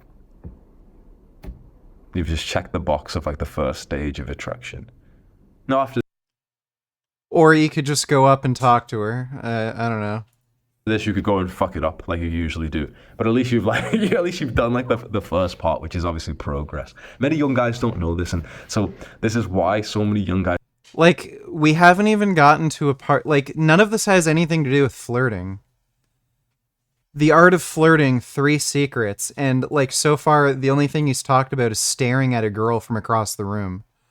It's like struggling in this like game of flirting, of riz, of, you know, speaking for the girl they're into. Never mind also the fear that comes along with this topic, because it's very interesting, isn't it? The fear that is involved when it comes to like flirting with a girl, you know, looking at her, smiling at her. Because have you had any random thoughts during this video of like, oh no, this wouldn't work because of this. I wouldn't risk it because of this. Because there is quite a culture online of guys who are quite scared of women, even though they won't say it like that, because of the potential consequences that could arise with you showing some attraction. Do you feel that, like, essentially, do you feel some level of fear that if you kind of, you know, look this girl in the eyes and you smile at her, that maybe she might feel uncomfortable enough to kind of like, you know, tell people about you? Or you've seen those videos online that have went viral with like the girl's recording herself in the gym and some guy looks over. If you're an adult, and especially if you're like done high school, you're in your 20s, and you feel that way, that you're like worried a girl might find out she likes you, you are still a fucking child and you need to grow up. That the whole, I think at some point you kind of have to have the expectation that other people understand that, you know, you're of breeding age and you have an interest in dating. So like, it's fine if people know that you like them. When she starts like shouting at him or something, a lot of young men are instilling fear into their own mind, and then this isn't serving you at all, because when it comes to these, like, you know, having these awesome relationships, when you're a fearful man, you're showing this power imbalance with you on the bottom side. There needs to, like, you know, all these like little soft motherfuckers will hear me say power imbalance and say, oh well, you think you're better than the girl, whatever. It's like, but realistically, there's always going to be some kind of like power imbalance in every, like, me and you, me and anyone, right? There's always going to be something. In general, for sexual attraction to be built, the man needs to be like on top. He needs to be more powerful, at least like in the physical realm. When it comes to other traits, sure, the feminine can surpass him, but when it comes to this initial attraction, the man needs to display this power imbalance in his side, that he is essentially stronger and fearless compared to her. This is just primal attraction 101. Sure. But in the modern day, we've put so much fear in the minds and hearts of young men that they should be careful speaking to women, that they shouldn't sexualize them, that they shouldn't send DMs, that, you know, if you send like a message to a girl, do you have the fear that she might screenshot it and like send it to a group chat and like loads of them now know about it? Bro, what world do you live in? Fucking girls cannot fucking keep a secret, and if you message them, they'll tell all of their fucking friends. That's just how women work. What is he talking about? It's not necessarily a bad thing, but dude, women, no matter what if they think good or bad of you, they'll send your fucking DMs to all of their fucking friends. Like,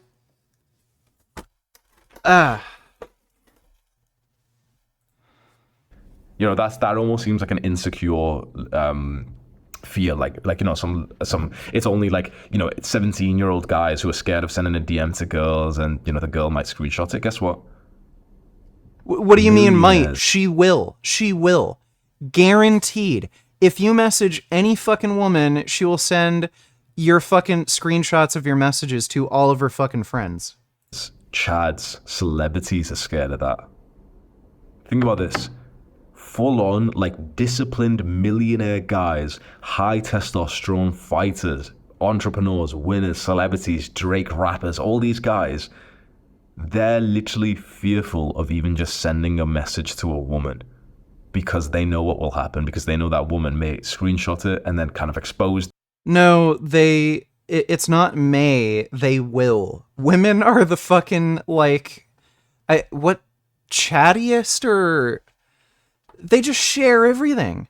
That's why you also want to be careful when you send, like, dick pics and shit to girls, because they'll share it with all their fucking friends. Them and, you know, send it to the group chat. It's not like a good image and everything.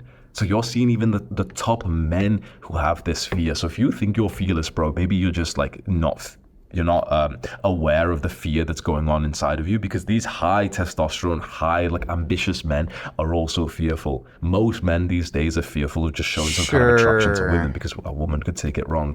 And yet it is the fearless men who end up getting the woman that they want, especially if you don't have that sort of, you know, the leverage of like being a celebrity. So for example, Drake has, like, I'm assuming some level of fear of, like, you know, just sending a DM to a girl he likes, because he knows for a fact she'll screenshot it, post it on her story like a retard or something. But what you might be able to do is he's got the leverage for, so, you know, he's got like a team of guys who will send out DMs for him, for example, and that makes it kind of easy for him. But you don't have that. You don't have that leverage. You don't have. What? Sorry? Celebrities have teams of people who send DMs to fucking girls' Instagrams? Where did he get this idea? Sending out DMs in your behalf, do you? Which means that where did he get this idea? You're gonna have to get over this fear. You're gonna have to feel this fear, but have the courage to go and speak to the girl anyway.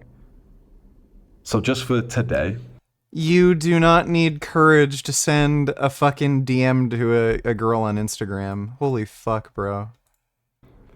I've gave you 2 tips already. One is to breathe fully, and the second is to hold eye contact and to smile. And the third one is that you must understand that there will be fear involved. This is bizarre. This is not, like, I don't understand why you titled the video The Art of Flirting.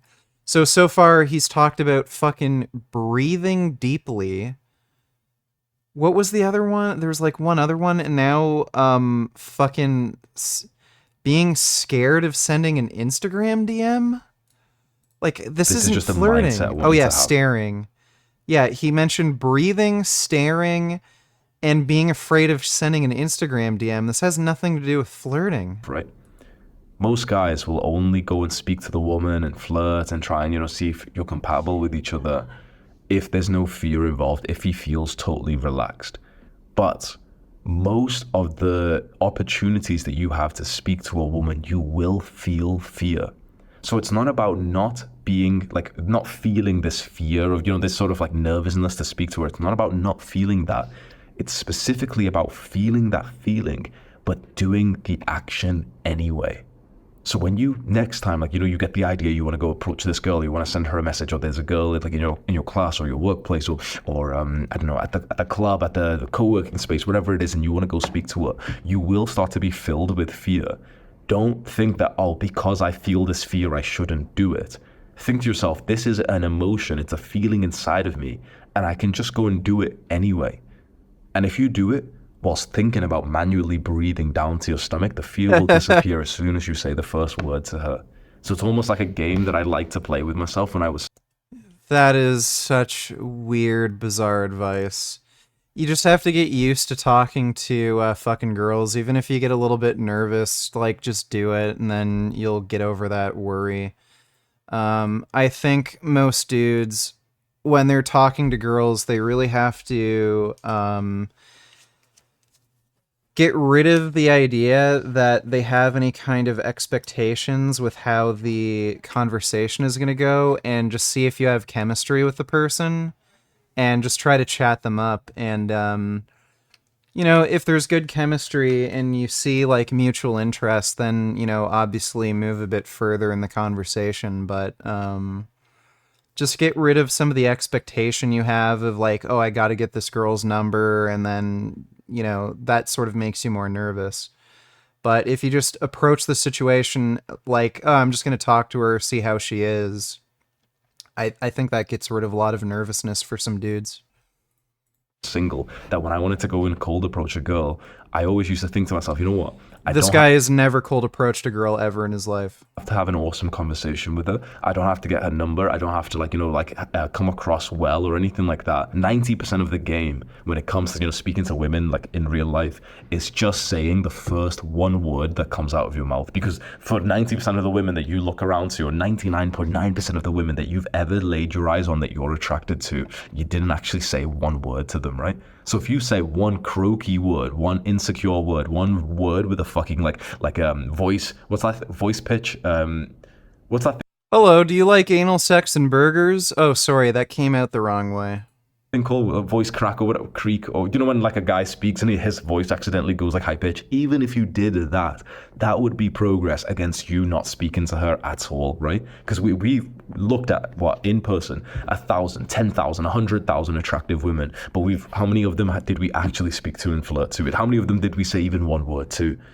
Maybe like 100, maybe less. So this is the biggest constraint right now. It's just we're not saying literally just the first word. It can just be hi. You could literally just walk past an attractive girl on the street. She's just minding her own business, and you just kind of say like hi, and she might even ignore you, but that's fucking huge progress for you. Because if you were able to say hi to every girl that you were attracted to, that you wanted to just see if you were compatible with, if that's all you changed, you just said hi, literally that one word, you would never have problems with dating ever again. You would never have problems with like finding a woman. Think about how interesting that is. If you just said hi to every like attractive woman that, you know, you thought that there was something that you wanted to get to know about her because you wanted to, you know, you thought maybe you'd get in a relationship, whatever it is. If you just said the first word, just because of the sheer fact of like the volume. And then obviously like 99% of the women might not even stop for you. They might not listen. They might say hi, but keep walking. That's fine. But if only 1% of the women that you literally just say hi to, you get into like a somewhat decent conversation, and you remember the other tips of, you know, holding the eye contact and breathing, you would have like such an abundance of options that you would be able to pick out the kind of woman that you really... No, you can look at a ton of pickup artist content on YouTube where these dudes will pay like $500 or something to be part of some like pickup game boot camp. And there are guys who will literally try to talk to every girl they fucking see, and they strike out hundreds of times and they do not get a single number. So just by talking to a girl, you're not guaranteed to get success. If you're not good looking and you come off as a fucking weirdo, you're gonna get shut down left and fucking right. So you have to actually learn how to talk to people well and not come off as like some sleazy fucking weirdo, or an insecure douche or something. And maybe work on just your looks a little bit, like, you know, getting in shape, dressing maybe a little better. You can't just, you know, bank on the idea of, oh, well, if you talk to girls, you're gonna get girls. Really wanted to level things up with. Full breath, eye contact, saying the first word. Just make this your intention for today as you go by, and this, like, you know, you want to level. Like, again, 3 secrets to master the game. This doesn't even approach what was claimed in the title. Up your dating life, you want to become more masculine, and just use these 3 tips today, and I really hope that it serves you well. Do the hard work, especially when you don't feel like it. You might think that becoming That is so gay how he does that kissing thing at the end of every video. Like, why the fuck did he start doing that? A man who's worthy of a 10 out of 10 girl needs to have it all: looks, money, and status. Or maybe you think it's impossible for you to attract a beautiful girlfriend because of how hard today's dating culture is. But what if I told you that the way to truly attract a woman with deep chemistry... I've seen this lately. The most mid as fuck women, just girls that are like 5 out of 10 right on the dot. They're always the ones who are like, I need a guy who makes at least like 7-figure income, drives like a fucking, like at least an Audi R8 or, you know, more expensive, like, you know, has to be at least 6'5", you know, those sorts of like fucking women. They're all like 5 out of 10s, like mid as fuck. All the like pretty girls, like actually pretty girls, none of them are like that. I don't know why, but it's all the fucking mid as fuck women who, like, I'd be surprised if any dudes like give them any attention, are always like that. All the like actual pretty girls that like that are pretty that don't need makeup to look good, none of them are like that. Is actually easier than you think. By avoiding the mistakes that turns girls off, and by doing more of the good habits that turns girls on, you can get significantly more interest from regular women in just a few weeks. If you want the cheat codes to do this for yourself, scroll down to the description of this video right now. Go click that top link to get access to my newest dating guide. This is exclusive content that I'm only giving to guys who've got this burning desire, so I'm not posting it. Yep. Do not take dating advice from Hamza. He doesn't know what the fuck he's talking about. The General Staff has no plans for further mobilization. The armed forces have the necessary numbers of servicemen to conduct the special military operation. In many ways, this is helped by a solid patriotic position of our citizens who actively fill the ranks of the motherland defenders. Since the start of the year, more than... Yeah, dude, they just crunched the numbers. They can't mobilize anybody else. They just don't have the money for it. 335,000 people joined contract service or volunteer units. Dude, that's insane. They're still calling it a special military operation, and then they publicly admit, yeah, 335,000 men have signed up to the military. Like, when you have 335,000 extra additional servicemen who've signed up to fight this war, it's a war. It's not a special military operation. Like, holy fuck. Over 50,000 citizens signed contracts just in September. An essential contribution to the common cause is made by all subjects of the country. Large enterprises, state corporations, and Russian... Oh yeah, bro, those same girls who say they'll only date a guy who's like who's 6'5", makes $1 million per year. They're also the fucking girls who will date like a fucking homeless guy. Like it's just a joke. Cossacks. A number of regions continue forming named units. So Russia's central government has been putting... I'm pretty sure those girls do that as a means of coping for their, like, insecurity. They probably don't have the pick of the litter when it comes to, like, dudes that they're actually interested in. And they have, like, low self-esteem and shit, so they'll date, like, dudes who are, like, fucking drug addicts or something. So then when you ask them, like, oh, what's your, like, dating preference? They'll have like the most ridiculously high standards to make it seem as though they're not like they're not just dating whoever the fuck they can get a hold of. Like, it has to be that. Do you think men do that too? Well, dudes will lie about who they're going out with. I've seen that quite a bit.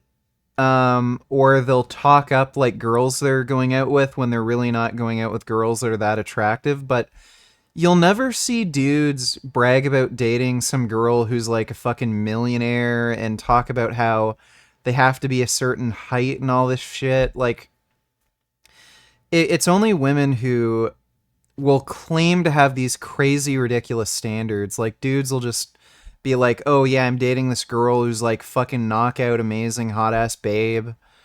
They'll do that, but yeah, you only hear women making up like these crazy fucking claims that, you know, they'll only date like NBA all-stars. Putting a lot of pressure on private companies and regional governments to strongly recommend to their local citizens to sign contracts with the Russian military.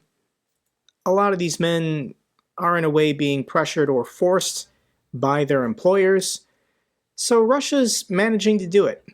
They're still mobilizing. They're still doing small amounts every single day, calling people back to service. Dude, this is weird. I feel like I've been here for 10 hours and I've only been streaming for like 2 hours. So weird. They're still conscripting like crazy. They're putting on the yeah, pressure. It's only 10 o'clock. That's fucking crazy. To get people to sign contracts. And Russia's MOD is saying this is enough for now. The thought now is Putin really wants to hold off until next March. He wants to get through his election before doing some serious... Dude, I don't even think it's that.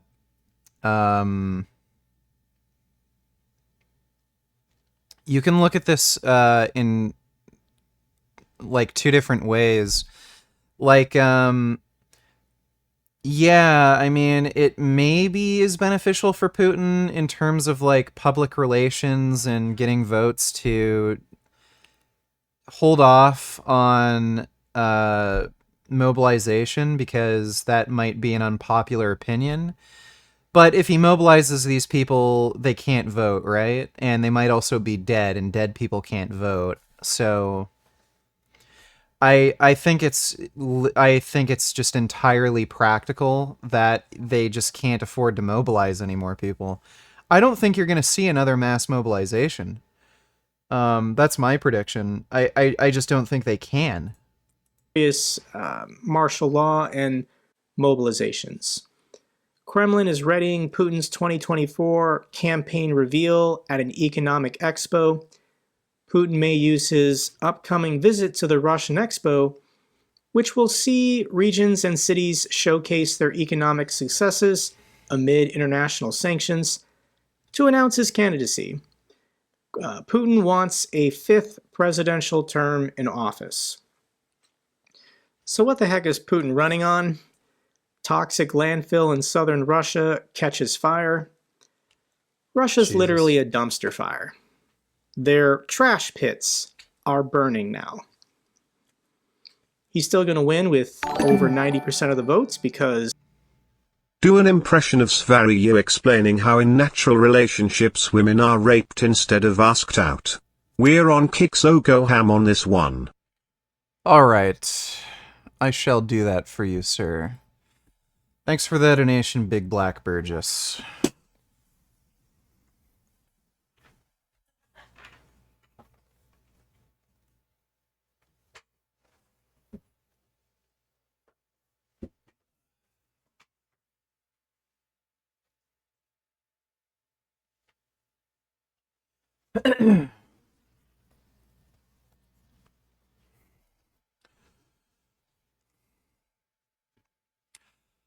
So I've been asked this question a lot by my subscribers. I know a lot of you have been getting into the black pill and realizing that a lot of you are just genetically fucked and you can never actually get the girlfriend who's interested in you. But why the fuck does that even matter? You see, in nature, you don't actually need to attract women. You just need to force women to be with you. So why the fuck would you ask me, how do I talk to girls? How do I seem more attractive? When all you need to fucking do is make these women sleep with you. Why in nature, you as a man who is bigger and stronger than women, why would you need to get their approval for anything? Just make them do whatever you want. Kidnap them, move to Asia just like I do, and force them to do whatever you want. There you go. Hope you enjoyed that impression of spherage. Appreciate the donation again, Big Black Burgess. Dude, I'm looking fucking thick.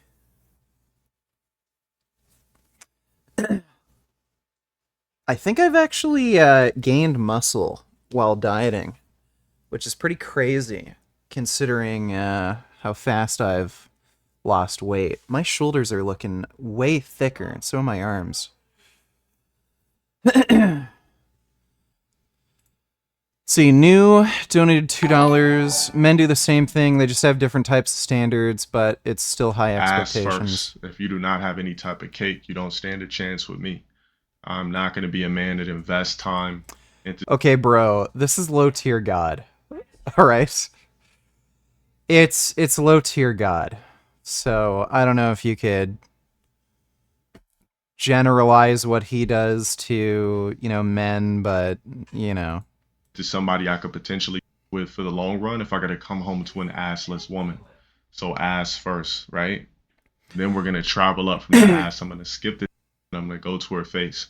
First, I'm gonna look at your ears. If you have connected earlobes, meaning you cannot procreate, you are not my type. I do not like chicks with ears that are glued to their face. I don't want any of my offsprings having ears that don't separate from their jawline. I don't like those.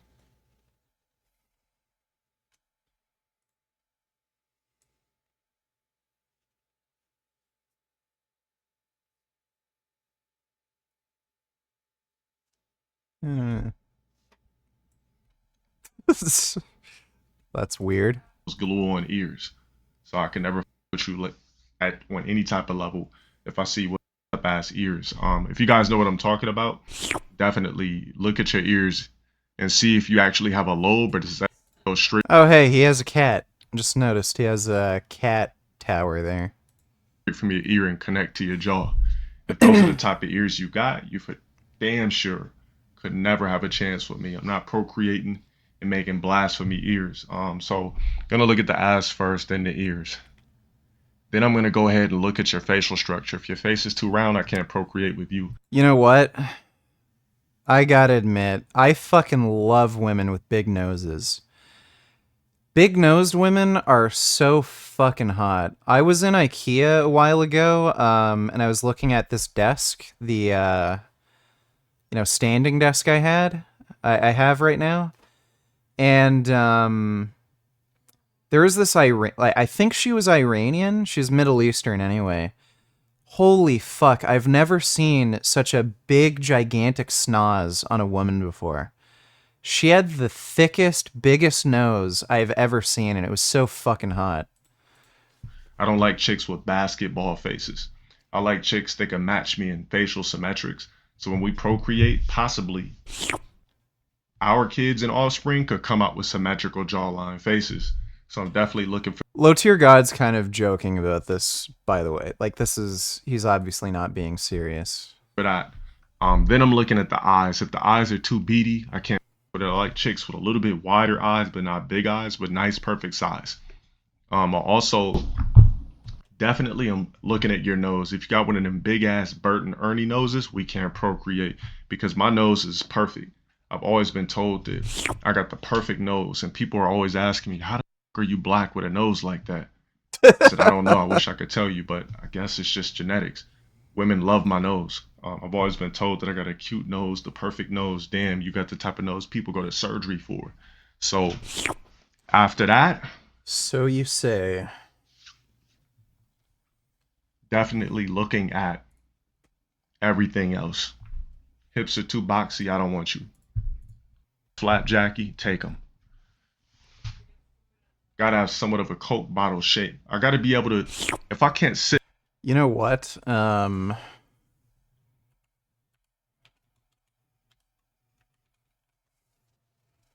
Gerudos in Zelda have the fucking sexiest noses. I love their big, gigantic, thick-ass noses.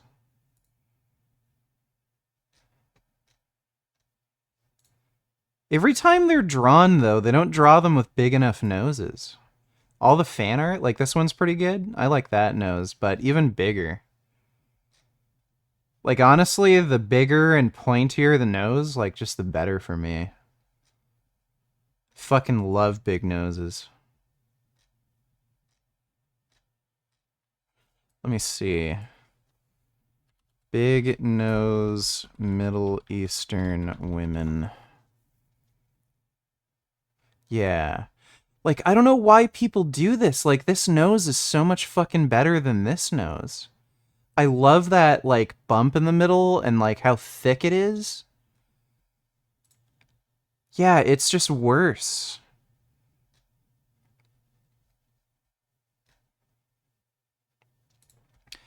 Yeah, that's such a great nose.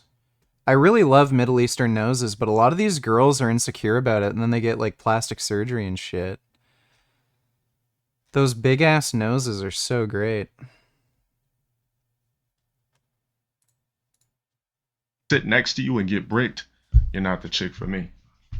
After we get past the physical, because obviously the physical would be everything else. We don't need to mention dandruff, earwax, or anything like that, because clearly if you got any of that, you're not on my type of level.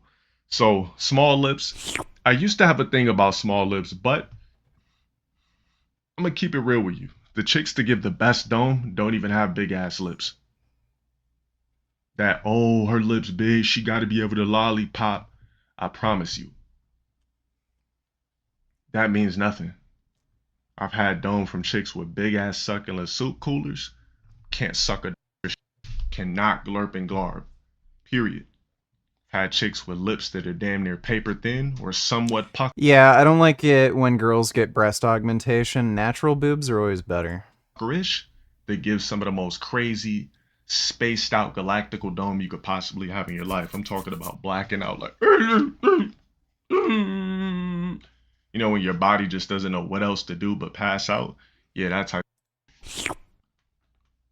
So lips don't really matter to me. Now, if we're talking about, let's just go back to the hygiene type. Check your ears. You got earwax, I can't with you. If you got boogers, I can't with you. If your lips are chapped sandpaper, I can't. If you got dandruff, I can't with you, period. Oh, if a woman has dandruff, that's immediately off my list. If you got a grill, we talking about like chopped teeth, like that.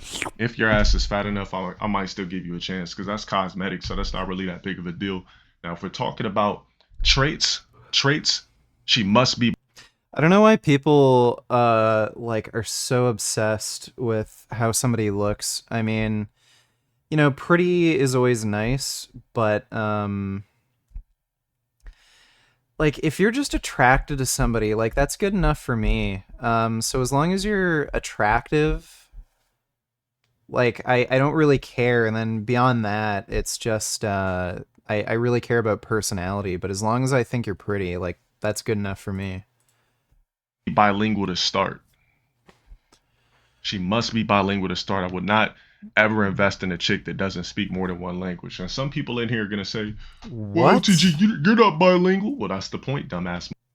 Clearly, I want a woman that speaks multiple languages so that if we procreate, she can instill that into our offspring. So I won't breed another black person in this world that only speaks one language. So the woman must be bilingual first. On top of that, she must come from a cultured background. When I say cultured background, clearly that ain't black, because black people, we don't. This is the guy who didn't know what a ukulele is, and then he's talking about being well cultured. Come from a cultured background. Ukulele? Soul food is not a cultured background. Electric sliding is not a cultured background. Kool-Aid is not a cultured background. Special fruits like watermelon, grapes, and all that type of cultured background. That ain't culture, all right? Low tier god is baffling. Let's see if Destiny is streaming right now. True, but that doesn't also prove that then it's 30% of general, in general cases. I didn't say that. But he's saying 30% seems pretty high, and I'm saying, well, no, because it's. Let me see, is he on Discord?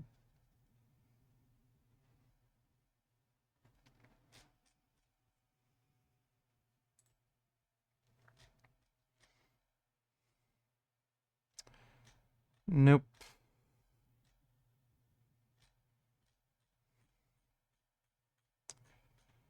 Yeah, he was on Discord and then he ended up leaving. I don't know what he was doing.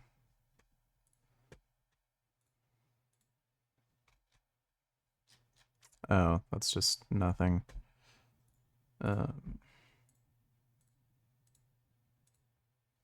Dude, No Man's Sky sucks. That is the shittiest game ever.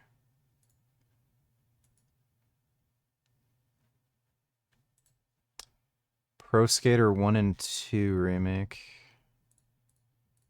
Or remaster. I don't know why they haven't remastered Pro Skater 3. Pro Skater 3 was actually really dope.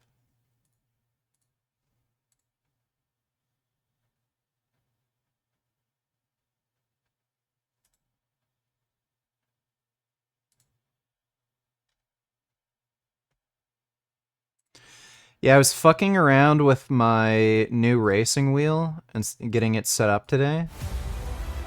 It's fucking hard, man. The racing wheel does make it way fucking easier to steer, but shifting with an H-pattern shifter and braking at the same time and everything, that's really difficult. I'm gonna have to practice a lot more. Race room. Add that to my wish list. Free to play.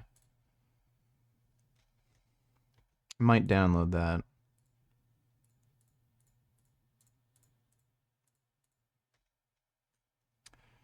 Might get Automobilista too.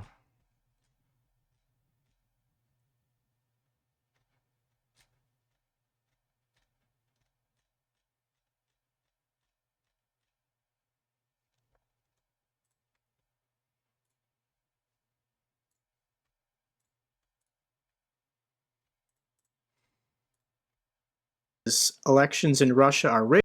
You see Studio Eclipse is rebooting Berserk second anime. Oh, really? Sick. There is no free media. Dude, the last chapter of Berserk, oh man. If you haven't gotten caught up on Berserk yet, damn dude. I'm super psyched to see what happens next. I'm really glad. I don't want to spoil it for anybody, but like some characters that have been waiting around for a while finally showed up again. Independent candidates challenging Putin. And here's a picture that you'll never see. A picture of a real leader. Here's President Zelensky meeting with ordinary Ukrainian soldiers. And these Ukrainian soldiers still have their weapons with their ammo. Mere feet away from President Zelensky, who's not even wearing a bulletproof vest. Putin would never do this. This is the difference between Ukraine and Russia, and why Ukraine's cause is justified, why the free and democratic world needs to continue supporting Ukraine. And Russia is quickly becoming North Korea 2.0. The Russians are saying that on March 1st, they're finally going to deal with VPNs. So if you want free information on your cell phone or computer in Russia, you have to have a VPN. Almost everyone has one. So Russia knows this is a problem because information from the outside world is getting in. So on March 1st, they're putting in motion a plan to fix this. All VPNs will be banned, they'll be blocked from app stores, and they'll find some way to stop people from illegally installing them on their devices. Let's get to the good news for Ukraine. Warsaw, Kyiv make breakthrough on transit of Ukrainian grain. The three-nation agreement between Poland, Ukraine, and Lithuania means that Ukrainian grain exports destined for markets in Africa and the Middle East will be taken directly through Poland instead of first being checked at the Polish border. So Ukraine and Poland are true allies, true friends. All of these headlines about this grain dispute, I think, will be resolved in time, incrementally, through negotiations and talks. This is a good thing. The United States will hand over to Ukraine thousands of Iranian weapons and ammunition seized on the way to Yemen. Iran was trying to smuggle weapons to rebels in Yemen, and the U.S. Navy intercepted this ship. They've been holding it for months now, and they're finally going to free this ammunition up and just send it directly to Ukraine. Thank you, Iran. H&M is reopening their stores in Ukraine. 6 stores will reopen by the end of November. This is clips I want to share with you. The first one is a crazy one, and these are Ukrainian defenders using unconventional methods to take apart this cluster rockets. Jesus. So this looks like they're using a mortar round to hit an artillery round to take apart a cluster munitions rocket. They probably want the explosives inside so that they can drone drop with them, but yeah, I know none of the fuses are installed, and in theory you can do this, but I wouldn't recommend it, and yeah, that's pretty crazy. Let's watch them whack it a few more times. Jesus. Final clip I have for you is a funny one. This was actually filmed in occupied Luhansk, and a local resident noticed a new memorial that went up, and it's kind of questionable. Вещь происходит в городе Луганске. Вот есть памятник Первой войне, точнее Второй мировой. Есть, да, видите? So we've got a new memorial to the Great Patriotic War. Russia doesn't recognize the beginning of World War II as 1939. They want to forget those 2 years that they were cooperating with the Nazis. They claim the war started in 1941. But there's another monument there now. Дата начала, дата окончания. Есть второй памятник с началом этой войны и с датой окончания. 2023. То есть мы чего-то не знаем. Наши власти имущие уже знают, что в этом году война будет закончена. Whoa, weird, yeah. That is so strange. What? So they have the end dates of Luhansk's fight for independence as 2023. So Russia just assumed this war would be over by this year. And it doesn't actually say who won the war, so maybe Russia knows something we don't. That's all for this update video. Glory. Yeah, that is bizarre. Let's see. Slap fighting. This slap crap, this nonsense. Barbaric comedy, but it's not funny at the end of the day. Like, it's absurd and it's stupid. And why it's a problematic money grab by greedy promoters. Perhaps the most absurd and senseless sport in the world is about to go mainstream. But this is not my cup of tea. Speaking of tea, the word slap was first recorded in England around 1632 and refers to the act of striking a person with the open palm of the hand. The purpose of a slap is often to humiliate more than injure, and a slap in the face is a common idiom dating back to the late 1800s that means to rebuke, rebuff, or insult. Richard! Oh, wow! Wow, dude! It has rarely been utilised as a weapon for knocking someone unconscious. After all, it's far harder to generate the same amount of force as a punch or kick. But this is exactly the crux of why slapping competitions have begun to grab the world's attention. It truly is a Russian roulette as to when someone will be sparked out cold. There is no guarantee. According to Black Belt magazine, well, the way you slap and slap fighting is a lot different too. Like when you normally slap, you're not having this huge wind up like they do in slap fighting. It's usually like, you know, your elbows in front of your body and you're just having like a small whip of your hand. But in slap fighting, it's like this massive fucking wind up. So yeah, you can knock somebody out pretty fucking easily if you slap somebody like that. Slap competitions seem to have originated in Russia. It has been claimed that strongmen alternated between slapping each other until someone fell unconscious or gave up. The sport then spread into Eastern Europe, with it being popularised from a series of viral videos starring 375-pound Russian sensation Vasily Kamotysky. Known as Dumpling, Kamotysky was seen in one video knocking a massive opponent unconscious to win 30,000 rubles, or roughly $475. From around 2020 onwards, punch-down events have taken place in cities across Poland, which has played a major role in seeing the sport gradually trickle into the Western world. In February 2022, Arnold Schwarzenegger and Logan Paul joined forces to launch the Slap Fighting Championship in the US. The event debuted at the Arnold Sports Festival in Columbus, Ohio between the 2nd and 5th of March 2022. Oh my According god, to the I rules, didn't know that. there were 3 rounds, with each competitor slapping their opponent once per round. 3 judges then marked the score in order to work out a winner. A knockout was scored if a competitor was unable to continue 30 seconds after being slapped. The event proved to be a success, with an abundance of notable highlights. That jaw. Here we go. Mad Max. Oh!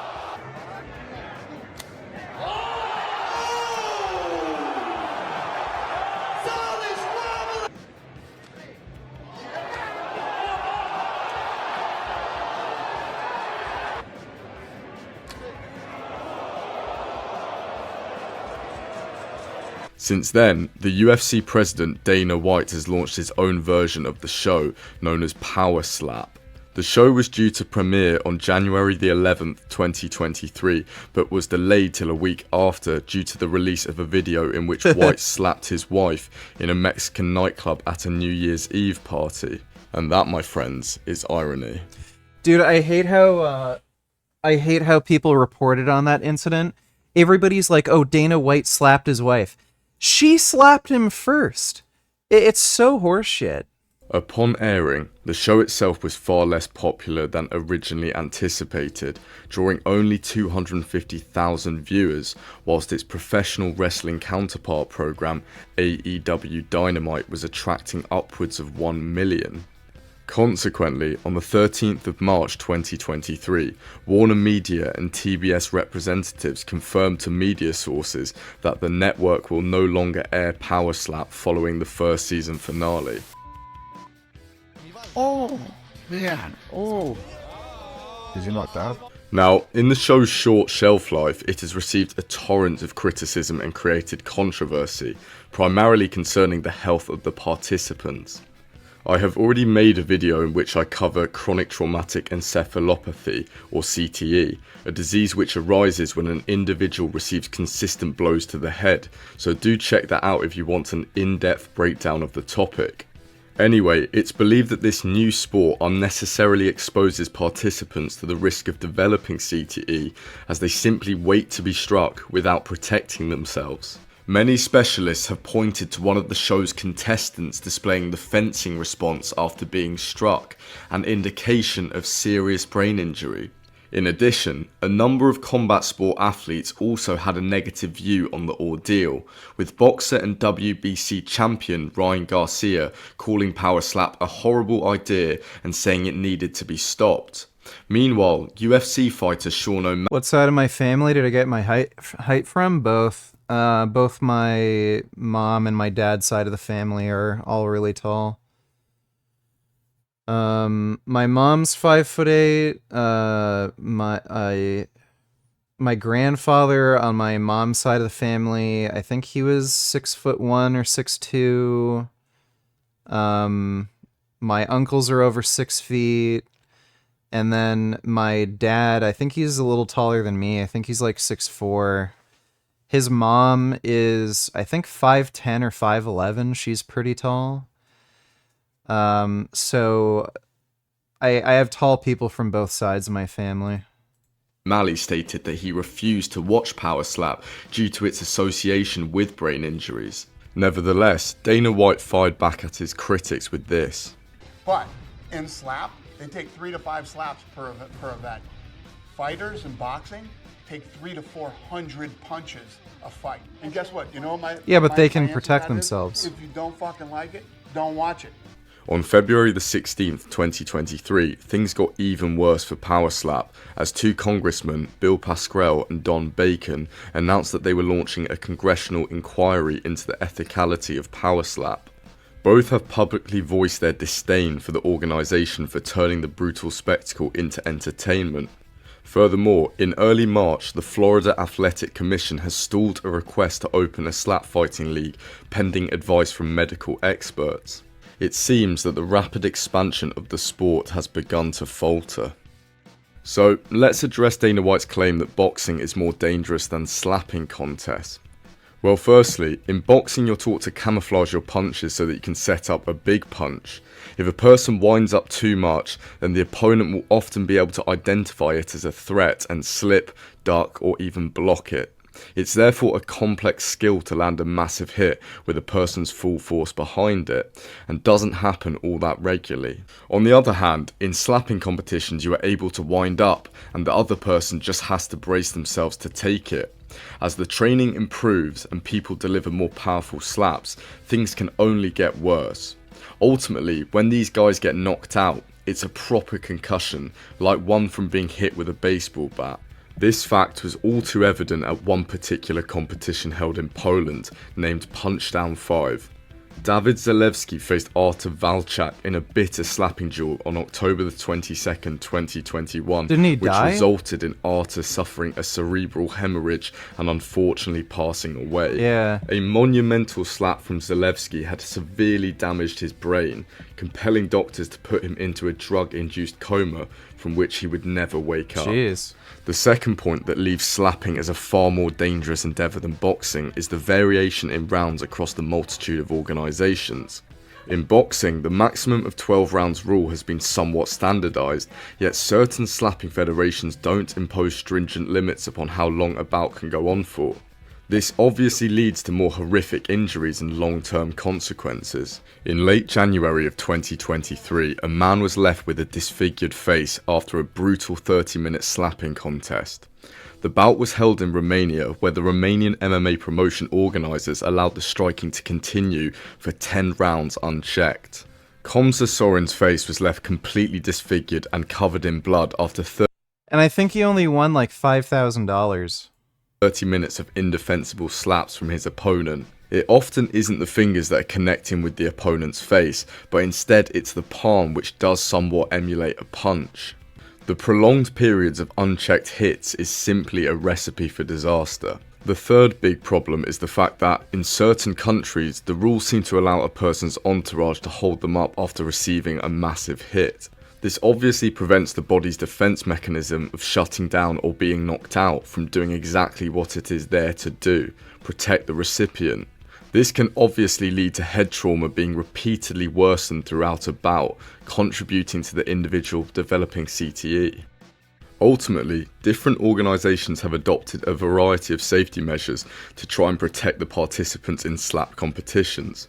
This has ranged from implementing the compulsory wearing of earplugs and mouth guards to putting spotters in place to stop a person's head hitting the floor once they fall. But this has appeared to have little effect in protecting the slapping individuals or dampening the widespread criticism from the press and leading experts. In spite of all this bad press, the recent months have seen unprecedented growth in the sport, with leagues arising in the UK, Nigeria, Germany and Southeast Asia. Even betting companies such as DraftKings has determined the sport to be safe enough to hold bets on, and is now operating in 9 US states. So what do you guys think? Slap fighting should be fucking banned. It's just so insane. It's just brain damage, the sport. It's fucking nuts. Let's see. He released the trailer a month ago. That's too bad. Still hasn't uploaded it.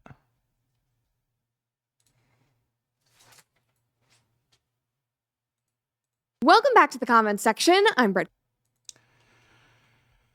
I need to pee and possibly poop. Feel like there might be a poop up my butt that needs to come out. I am going to go to the bathroom and investigate. And see if I can squeeze out a brown turd while I'm taking a urinate. But I will be back in just a moment. Don't go away. What are you dogs doing? What the hell is this? Oh my god. Wow.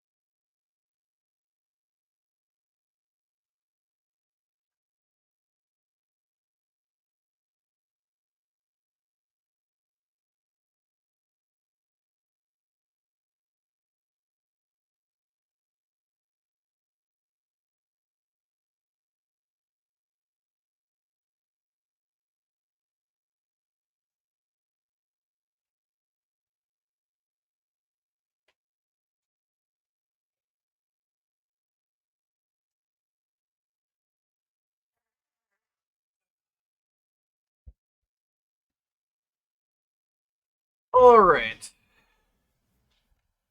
That was a good poop. Let's see.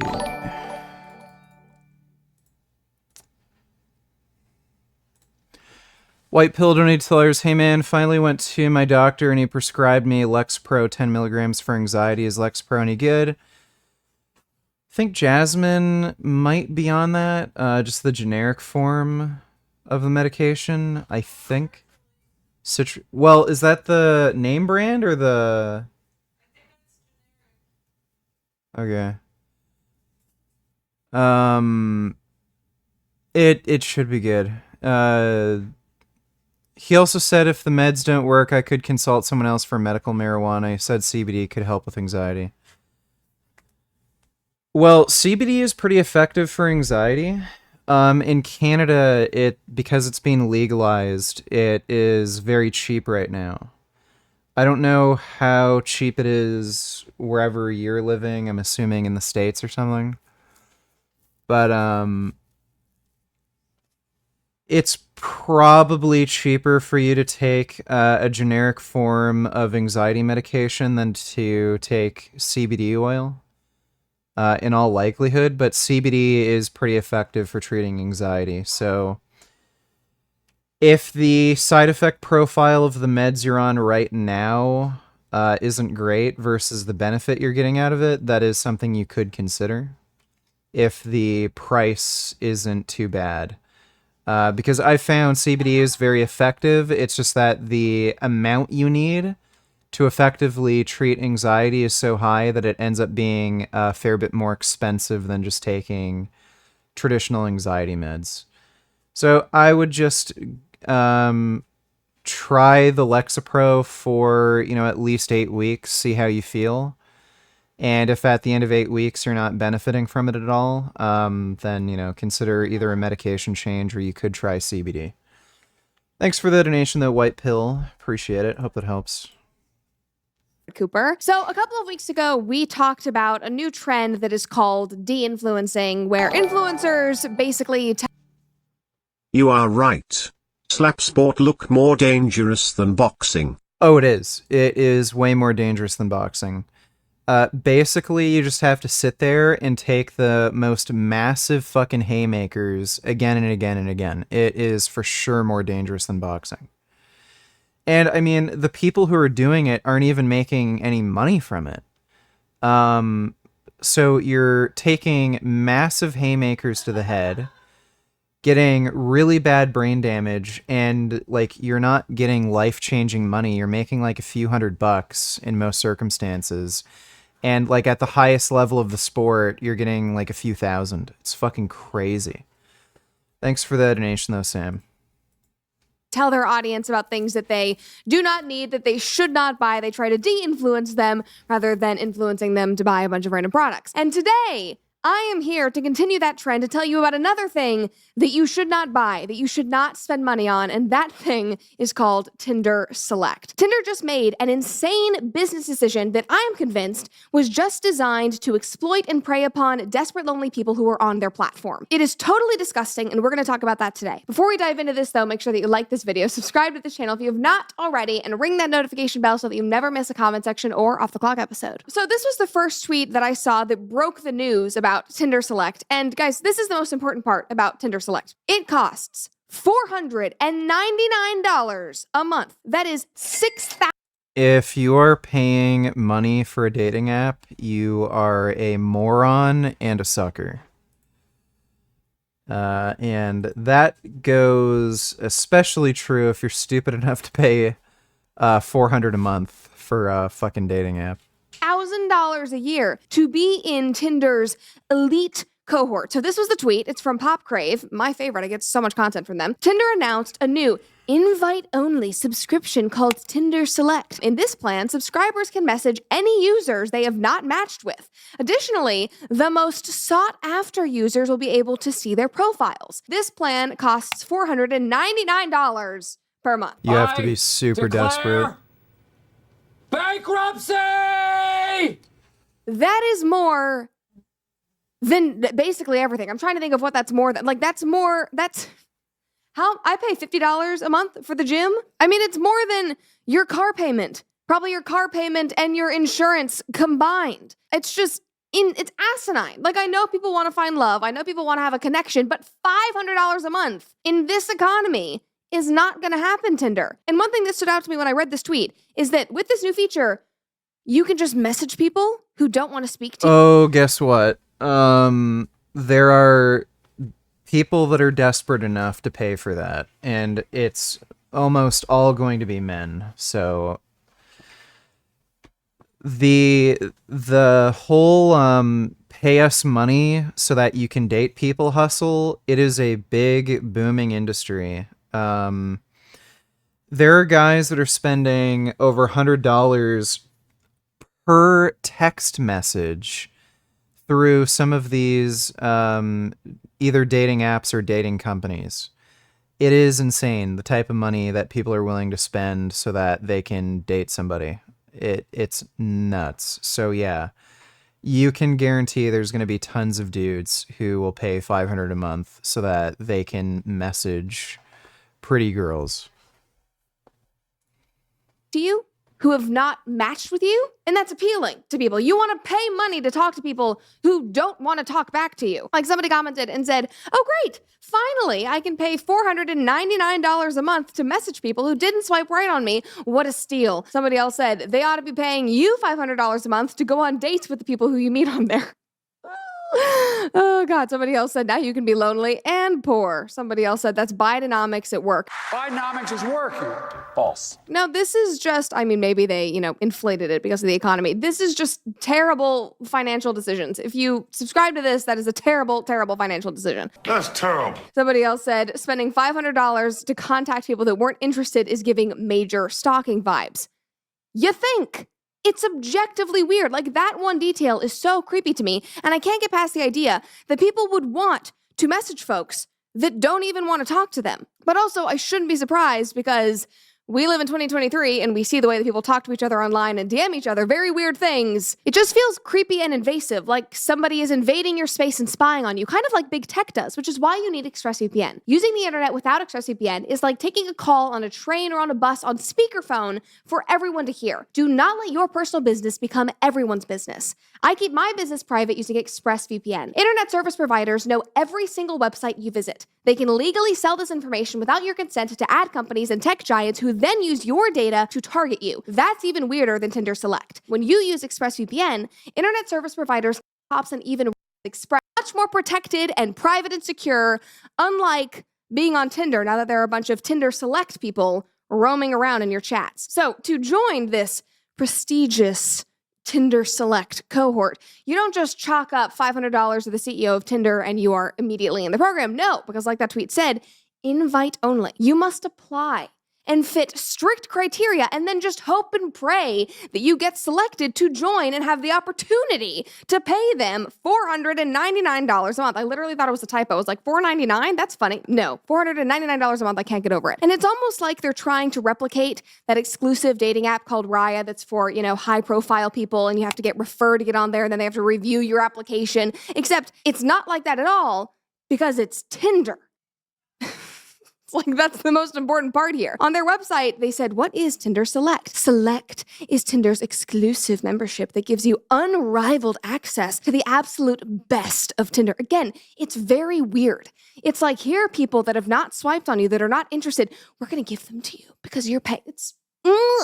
That's not love, that's transactional. But anyway, if you are chosen to be in Tinder Select, you will receive perks like messaging, non-matches, again, very weird, we have established that, increased visibility in their algorithm, and you'll feel good about yourself knowing that you are amongst Tinder's, quote, most sought after users. They literally say that. They put this little bullet point list of all the things that you get. You get a special select badge on your profile, and you'll feel good knowing that you are in this artificially created VIP 1%. That is what you are paying $500 a month for. To talk to people who aren't interested in you and to have a little badge and to feel like a VIP.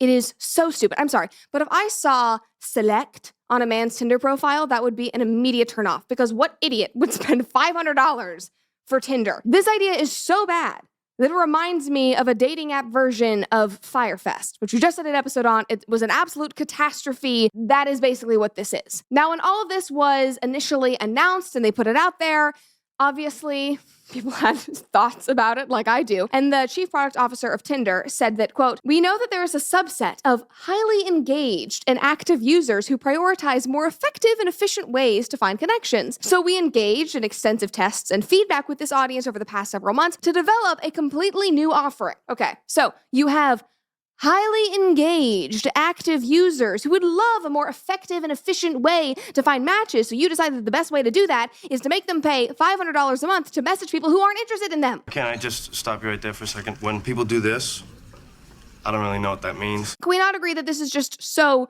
weird? Like, no way this does not blow up in their faces. Somebody commented and said, if you have to pay $500 a month to find a date, you might be the problem. Not wrong, but a harsh truth. Another person commented and said, going outside is $0. They're preying on the desperate, lonely, and undesirable. Gross. And that is a harsh tweet, but I also think that that is a really important point, and I think it kind of brings the story down to earth, because obviously this is very funny, this is very stupid, but I also think that this is actually very disgusting what Tinder is doing. Because this new feature, this, Tinder Select, what they are offering, the perks that you get, it changes nothing for the users who are in this cohort of Tinder Select, except make them probably look less desirable to other users who will think that it's ridiculous that they're spending $500 a month. I don't think other people would know that you have that. You probably don't get a special badge in all likelihood. Month to get the little Tinder Select badge, and will think it's creepy that they can message them without swiping on them first. It helps nobody except Tinder, and they know that. Which brings me to my next point of how Tinder is so skewed towards women getting unlimited dates while guys can barely get a single match. Just watch this. This guy's 24 years old and has been on Tinder. Well, most of the users are men, and the users that are willing to pay money are mostly men, so what do you expect? 128 days. He swiped 59,760 times, which is the equivalent of swiping 467 times a day. So he's definitely paying for gold. He only swiped right 183 times, which means he swiped right on 99.97% of people. So I really don't want to know what those 0.03% look like. Out of those 59,577 right swipes, he got 342 matches, which for a guy on Tinder isn't even that bad. So for every girl that swiped right on him, 173 swiped left. Those 342 matches led to 162 chats, but he got 0 dates. What I'm trying to say is Tinder is a f***ing scam. Save your money, boys. And these are not just anecdotes. Tinder isn't a scam. It's just that, like, if you're willing to pay money, you're just stupid. If you can't get a date through the service, through the free service, you're not going to get a fucking date through the paid service. Paying doesn't increase your chances. There are tons of videos about this, but they have literally done studies about how Tinder specifically is so skewed towards women and how men get the bottom of the barrel. They never... Now, considering that I like muscular natty women who are 2 meters tall and weigh 120 kilograms, I would need to have the power to create them. The same way Wonder Woman was created. So, when will you be back on YouTube? I'll be back on YouTube next week, Wednesday, so... the ban will end on the 11th. I can't remember when the ban happened exactly. I think it was right around midnight, so I think like midnight Wednesday is when I'll be back on YouTube. So like latest will be Thursday, next week Thursday, so the 12th. But yeah, that'd be pretty great if you could create like really big muscular women. That'd be hot. Thanks for that donation though, Sam. actually get dates, and they're totally screwed over by the entire platform. And men know this, and they are abandoning Tinder. Somebody commented and said, I just get their Instagrams and message them there. Tinder is a waste of time. Somebody else said, I've been on Tinder for 6 years. And in those 6 years, I only got around 30 matches. 30 matches in 6 years, not joking, it's that bad. And out of those 30 matches, I did not get a single date. They all just ghosted me after a brief conversation. My point is, don't waste your time on Tinder. I wish all men would just stay off of it so it goes out of business. And then another person said, I was on Tinder for 2 years. I'm 6'4", 200 pounds, average on looks, and make $70K. I got about 20 matches. 18 were bots. The 2 that weren't didn't reply. I have never been more suicidal than when I used Tinder. And under that video we watched, there are hundreds. Okay, these people are just, like, fucking either ugly or stupid or a combination. Okay, you can get dates just fine on Tinder. Of other comments from men just like these. Just don't so considering pay for that it. Tinder obviously knows about this and knows the data about their platform, it would make sense that they would concoct some sort of solution to keep these desperate men interested and keep them on the app because they are leaving. But again, their solution does not actually help men or any women that find themselves in a similar situation. It literally only lines Tinder's pockets. That is the only thing that Tinder Select is doing. They are giving the ultimate pay-to-play option to vulnerable, desperate, lonely people with no guarantee that it will actually work and no real perks other than feeling good because you're a VIP. This is incredibly sad. But this is our reality, people, because we know that dating apps cause burnout. We know that it often harms the mental health of their users, which makes sense because they turned something that is so based on vulnerability and chemical, biological attraction and genuine connections into an addicting game that you cannot win. They don't actually want you to find love and delete the app. They want you to stay on their apps and keep swiping and keep paying them. Don't give it to them. I hope you enjoyed this episode. They don't have to do anything to make it hard for you to actually get a match and get a date. There's enough people that are, like, so inept, both physically and mentally, that they can just leave them to their own devices. Like again, you can get dates just fine on Tinder. As long as you're decent looking and not, like, retarded, you can get dates just fine. These people are just weird. We already watched that. That was a fucking joke. So of course. Let's see. Been watching a lot of racing content lately.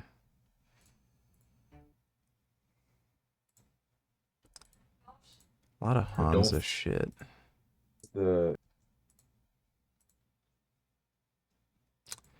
Oh yeah, Onision. Maybe we can watch a bit of this. I had little to no contact with Greg. Buddy, the problem is that when I was on the phone with my Aunt Kelly and my mom, you threatened to kill yourself in the background, so that's 2 witnesses. You know what? No, you're gonna listen to me. Here she is again, slandering Onision, fabricating claims against the man she herself admitted she never even spoke to, and of course, wishes death upon this total stranger. Did he attempt to have a physical or sexual relationship with you during this time? No, we never did anything. They're asking if you and Kai and Greg ever had a relationship previous to being 18. You have to be more specific than that. Like sexual relationship. So this is already gaslighting from the very beginning. Greg was accused of grooming. It's not necessarily illegal. So he would find these girls who are sort of desperate, that left their families. Any new Frankie vids? Oh yeah, I forgot about Frank completely. We should take a look at him, or check up on him. And he would take these girls in, wait until they were 18, to try to make a move on them. That's what he's being accused of. So he's just gaslighting and trying to make it seem as though the accusations are of him being like a pedophile or something, or having sex with underage girls, when there's no evidence he did that. There's just evidence that he groomed them. So he waited until they were of age. I'm sure there's people online who are making those claims, but that's not the big claim that's being made against him. So yeah, that video is just, bullshit. Thanks for the nation though, Sam. Blaha, Fear, donate $2. Did you watch Live Leak or gore vids back in the day? Can you tolerate gore? Yep, I used to watch Live Leak pretty regularly. I'd watch a lot of cartel execution vids. And yeah, I can tolerate gore just fine. One of the worst gore vids I ever saw was an ISIS video. And basically, some ISIS person got a shotgun, put it to somebody's chin, pulled the trigger, and it blew the bottom half of their face off, but they were still alive. And they were looking around, and they were clearly lucid with the bottom half of their face missing.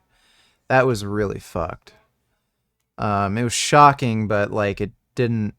I don't know. I don't internalize things very easily, so... Like, it was fucked up, but I slept fine. I don't keep these images in my head or anything. Thanks for the nation, though, Blaha. Or Blaha Fear.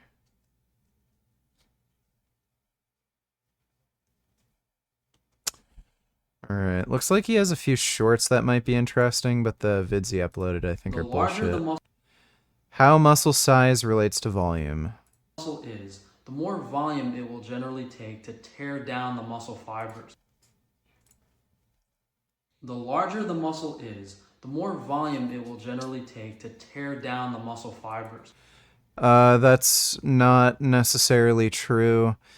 If you have very large muscles that are very strong, you may need less volume because the absolute loads you're lifting require less volume. It has to do with your ability of mind-muscle connection in working that muscle. When you do bicep curls, it's very easy to flex and take the bicep to failure, so you only need 1 or 2 exercises max. The larger muscle groups like glutes, you might have to do 2, even 3 exercises for each part of the muscle. You know, you have the inner part of the gluteus maximus, you have the outer part of it by the hamstrings. Usually when you train a particular muscle, you're training the entire muscle regardless. Quiet. It's okay. Yeah, you're usually training the entire muscle when you do a particular lift. So like say if you do squats, you're training your entire quad. Doing another exercise isn't necessarily working another part of your quad. There might be a greater emphasis on a different portion, but usually when you do variations, the benefit you're getting from it isn't that it's working a different part of the muscle. It's that you're working the muscle in a slightly different way, and it allows you to do more volume that's useful just because the exercise is just novel enough compared to whatever the main movement is to where you're actually getting a slightly different stimulus. So you're just able to add a bit more volume without, you know, getting repetitive stress injuries or, whatchamacall.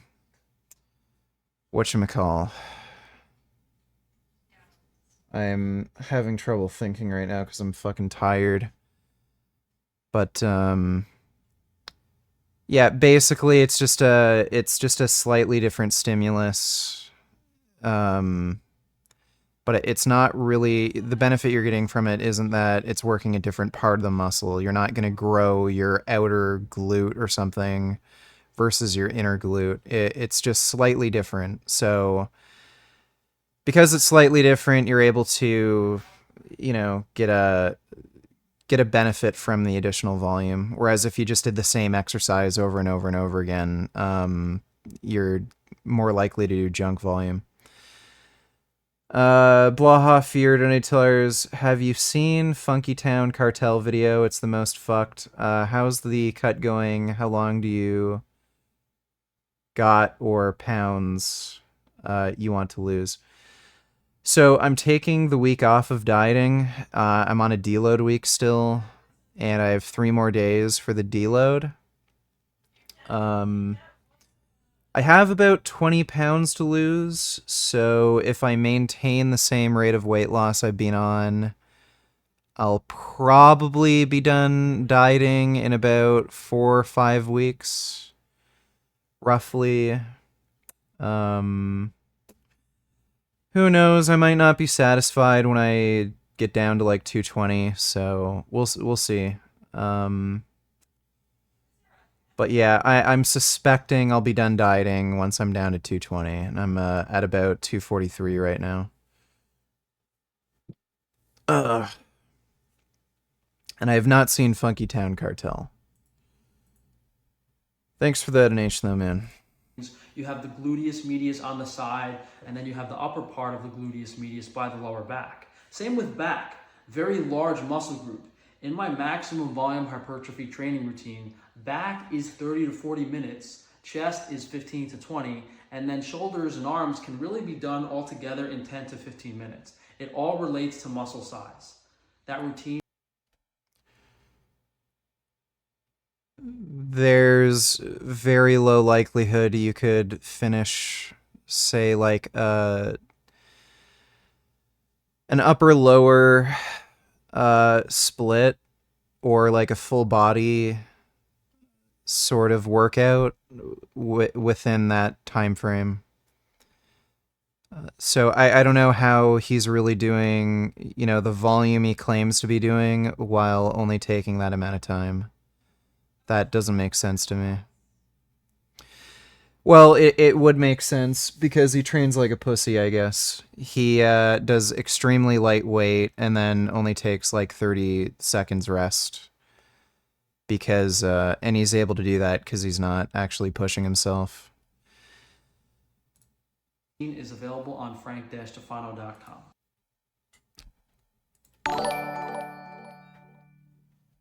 He could use more muscle. Has he lost weight or is it just the camera angle?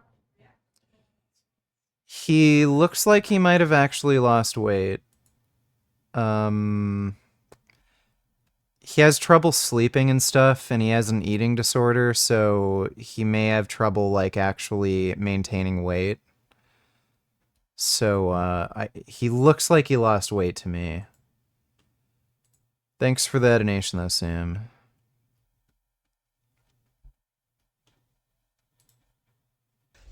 Hey, who doesn't love to sit down at the dinner table and stuff their fat little face?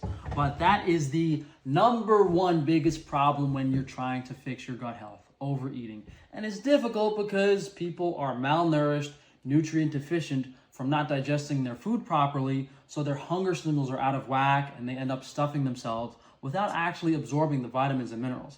If you eat... I'm not convinced that malabsorption of like vitamins and minerals really contributes to hunger. I haven't seen any real research on that. The only thing that I have seen is like if you're say like deficient in sodium, like you can really crave salty things. So that's definitely a thing, but like I don't know if like say you're anemic and iron deficient. I haven't seen any evidence that that makes you crave just food in general more. I'd be open to the idea, like it makes logical sense, but I haven't actually seen any evidence that you're like being deficient in vitamin or mineral content drives up hunger signaling. Usually like hunger signaling is determined by things like your actual caloric intake, food volume, water, fiber, protein content of food. Like those different macronutrients have different abilities to, satiate your hunger, how long it takes to eat. Those things I haven't seen like vitamins and minerals actually playing a role. Too much. The bacteria and enzymes in your stomach cannot handle the food volume. That's when candida and other yeasts will help break down the food. They're trying to help you. They're very fast and effective at assimilating food and keeping it in your stomach. Yeast, fungus. Now, if this candida... Very, very few people ever get candida overgrowth in their stomach. That's pretty rare. And by the way, Frank has claimed that he's had candida overgrowth in his gut before, and he never got tested for it. So he's just a hypochondriac. He just thinks he has a problem when he really doesn't. Yeast fungus overgrows and takes hold, the balance of probiotic bacteria will greatly diminish. So when you're trying to fix your gut health, you need to be very mindful of eating the correct volume of food while taking large amounts of properly made probiotics, such as the water kefir we have on frankie'sfreerangefoods.com. Yeah, and I'm not convinced probiotics really help with digestion, generally speaking. If you're eating foods or taking a supplement with a very high bacterial load, and it's a bacterial load that you're not used to, usually, from what I've seen, that causes digestive issues rather than fixes them. Highest quality animal-based fats. If it's an animal-based fat, it is not good for you. How are you guys? I'm going to show you all of the animal-based cooking fats we have on frankie'sfreerangefoods.com. Starting with the basics, we have one. Yeah, beef tallow is horrible for you.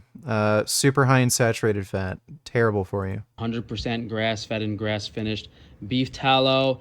All of our products, guys, are the highest quality, so every single thing is grass-fed, pasture-raised. This is 8 ounces, and without question, the best price online. Anywhere else, you're going to pay almost double because... That's a lie. You're probably going to pay double for Frank's shit. All of his prices are way higher than anybody else's. These corporations are greedy. Then we have Wagyu beef tallow. Very special to have this grass-fed, slightly softer, unique flavor profile. Definitely want to try it out. Probably our most unique product is... These are fucking horrible for you. This is just artery clogging bullshit. Is Iberico pork lard, because these pigs are known for eating acorns in famous Spanish pastures. So really, really unique. You won't find it anywhere else. Only high quality pork lard available on...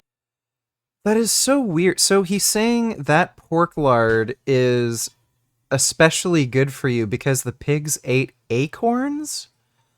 Why don't you just eat the fucking acorns? Why would you eat the lard? And then we have lamb tallow. Basic, grass-fed, good stuff. And if you don't want to buy meat, we also have them on frankie'sfreerangefoods.com. Really stupid. You don't have to work out every muscle. Let's see this. Most people are just following a workout routine for the sake of following it, from a bodybuilder or an influencer. But you should be analyzing your physique and figuring out what to work on. And this is something that can't really be done until at least 6 months to a year of lifting weights. You need some progress to measure. And it's not rocket science. When you look in the mirror or take pictures, it's pretty easy to tell what muscle groups are behind and what areas of your physique are out of place. Me, for example, I have long arms and narrow shoulders, so I don't really work out my traps and arms anymore because... What is Candida and does it actually exist? It's Candida, and it's a type of yeast. So it's a fungus. And yeah, it exists, but it's usually called thrush, and when people get it, you typically see it in their mouth, but it's pretty unusual to get it. Usually, if you're like immune compromised, like sick in general, a lot of diabetics get it, people with cancer get it, but it's not a very usual thing to have. Usually your immune system is able to fight off things like Candida or other fungi. But that's what it is. Thanks for the donation, Sam. Because I want my shoulders, chest, and back to appear larger for the V-taper. And the way this translates to your training routine is more extreme than you would think. You should literally stop training that muscle group until everything else catches up. Now, if you're a bodybuilder over aesthetics, then you would just increase the volume and variety of training for the lagging muscles, doing them at least, 3 or 4 times a week. Check out my maximum. Don't really have much to say. Usually people don't have massively disproportioned muscles, so Like, yeah, I mean, like, it's not uncommon for your, like, say, your biceps to overpower your shoulders, but I don't think anybody really cares enough to, you know, stop training a muscle group so that, like, another muscle group can catch up. Most people just train recreationally, and if you have especially big arms, but your shoulders, like, for whatever reason, just genetically don't match, like, usually people just are like, okay, whatever, I just have big arms, who cares? Like, most people just don't care enough about this idea of, like, perfect bodybuilding symmetry to where it would matter for them. Just train. Are raisins poisoning you? They're not. I can guarantee you raisins are not poison. I was trying to make a healthy food that had raisins as an ingredient, so I went organic with everything. And after scouring the food market and internet, I found every single raisin product, organic or not, was either sprayed with sulfur dioxide or coated in sunflower oil. Sulfur dioxide's a food additive. Some people can get an allergic reaction to it, but it's food safe. It does not do anything, and sunflower oil is good for you. Your poison, right? Now, if you Google sulfur dioxide, it says a gaseous air pollutant composed of sulfur and oxygen. It is released naturally by volcanic activity. Oh, shit. What was it, Pompeii, where people were encased in ash? That's what they're doing to your raisins. Definitely not safe. And in practical application, it ruined the probiotic structure of the water keeper. Frank will be a good PT. Oh yeah, he'll teach you how to do every exercise improperly and get you injured. He's a good PT for discovering what a bad PT is. Thanks for the donation though, Sam. I was trying to make. Sunflower oil is just really high in omega-6 linoleic acid, which is inflammatory. And then There is no pathway in which any of these seed oils can cause inflammation. So that is just false. in some cases, they do put a pretty significant amount of these oils on fruits to coat them. And when the rest of your diet is organic, healthy, no toxins, it's hard to justify adding stuff like this in because you make exceptions and end up. The amount of bullshit that comes out of his mouth. Let's see if any of his videos are any good. So this is just going over his website. There's just some... I don't want to watch his reaction videos. Those are stupid. Air fryer garlic steak bites. That looks horrible. Meat Boy is back because today we are making some garlic steak bites. Just really nice, simple marinade. I'll show you the ingredients. So we're using some very classic ingredients that go well with. So, yeah, this is just terrible. Really fatty red meat, and then to make it worse, he uses coconut oil. Red meat, thyme, garlic, onion, coconut aminos, which is a substitute for soy sauce, and soy sauce goes very well with red meat, and Frankie's steak seasoning, which has onion, garlic, some mushroom, salt, and pepper. So it's kind of reinforcing those seasoned flavors. And we're just gonna the garlic and put it right in the to saute because we want this oil to marinate the steak really well. This liquid coconut oil we have on frankiesyrianfoods.com, as well as. I don't know why he doesn't just use olive oil. It doesn't have the saturated fat that coconut oil does, and it's also very high in vitamin E, which is an antioxidant, and it tastes better. Like, you don't normally use coconut oil for cooking like this. His food is always just weird and gross. Any cooking fat you would basically and obviously bad for you. Pork to in the kitchen. How basically perfect steak 4, 5, 6 hours That over is to the air gross. stuff back when you put an air fryer. Oh, wow. Lucky guess, huh? That's basically perfect, medium rare. Yo, these are really good. Need to support. Yeah, he eats like shit. Well, that's Frank. He's dumb, but we already knew that. No. Yeah, no. It's not, no, I didn't mean like I was thinking about it or whatever. It's literally just, yeah, we did not. I didn't kiss Greg when I was underage. I didn't kiss either of them. This destroys her entire narrative about Onision, but the internet.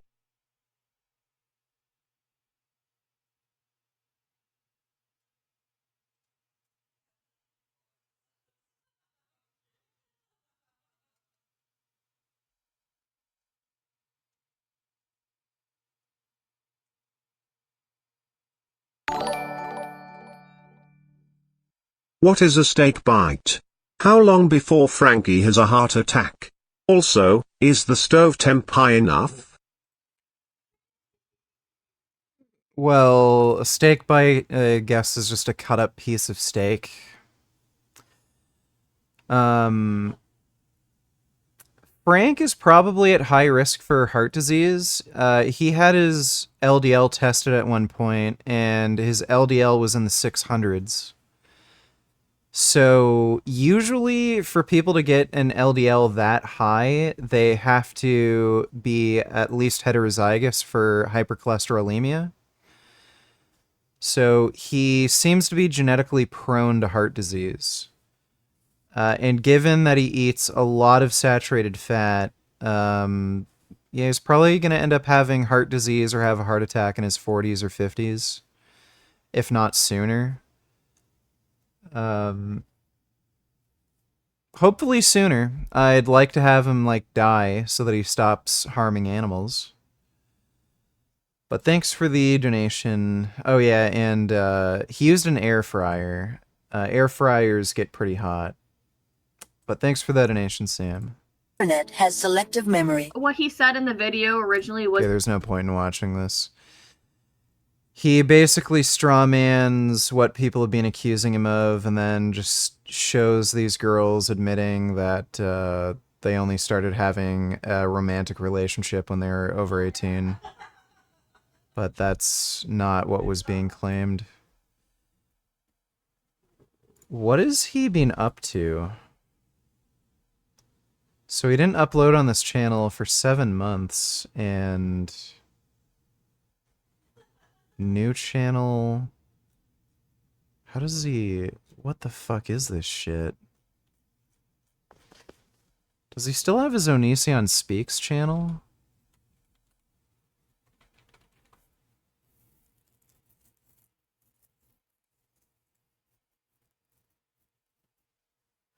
Yeah, he's just been gone from YouTube.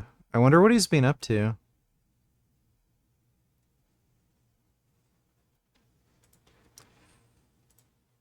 Yeah, Greg is a real turd.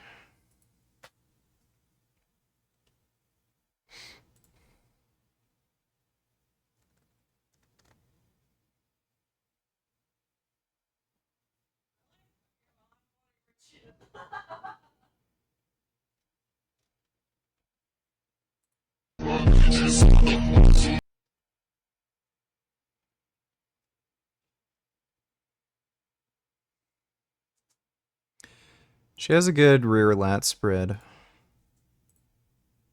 see if she's uploaded anything.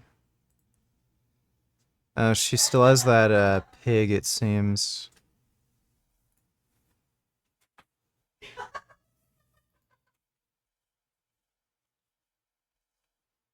Welcome back.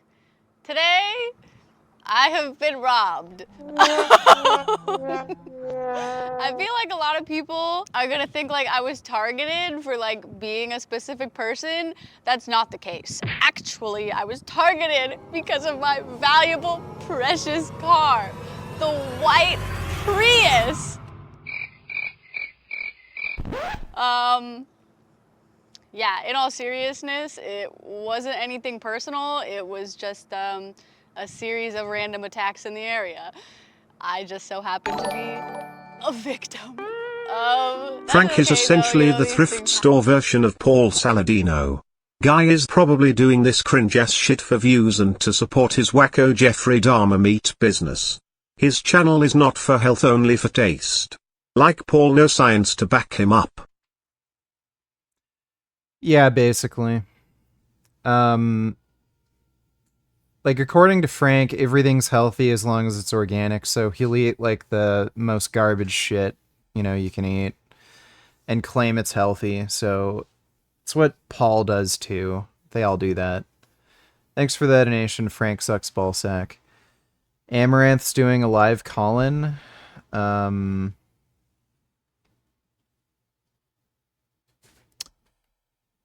Is that on Kick? Or... let me see.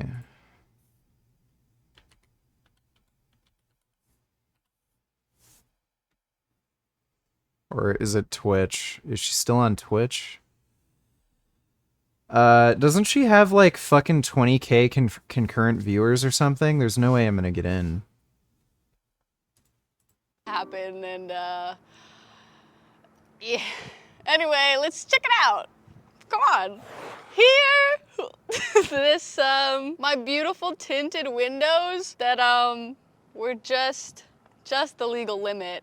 Didn't help me, though. Had probably, like, several $1,000s worth of things. My camera, my priceless videos, my microphones, 3 pairs of Beats headphones. Now, some people might say, hey, Patty, you know, you were being a little frivolous. No, I wasn't. I needed those. Anyway, yeah, so that freaking sucks. Also, my backpack that I just liked using and putting. And she's holding the pig. Anything new with Samsulak? No, not really. He made the stupid video talking about how plant-based protein isn't as good as animal-based protein. I'm gonna do a video response to that once I get back on YouTube. But no, he's just been, you know, doing his normal vlog shit. So nothing really new. Thanks for the donation though, Sam.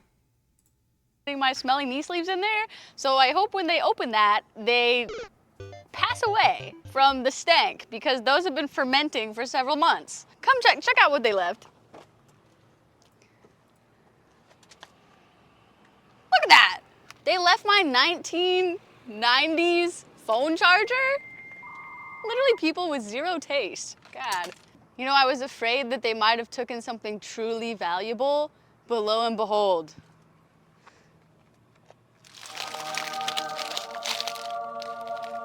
it was spared. Gorilla Mind! Code! Last video was supposed to be like deadlifting and the workout. If we see it pop up somewhere online, if they decide to broadcast it, then that'll be a special treat. But I highly doubt it. So lost into the void forever. R.I.P. deadlift YouTube video. But today we're going to go try and continue living, as difficult as it may nice be at pig. times. And we're gonna go back to the gym, day after day, training. Let's go.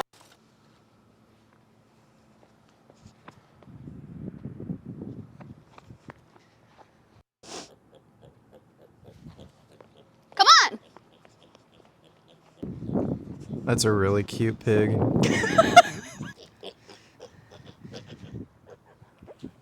Yeah! Back at it, baby.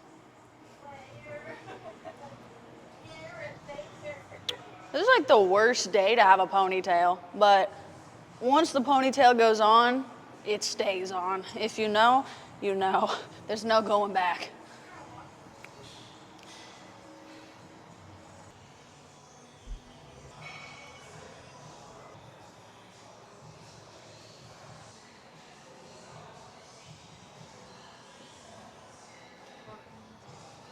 Let's go.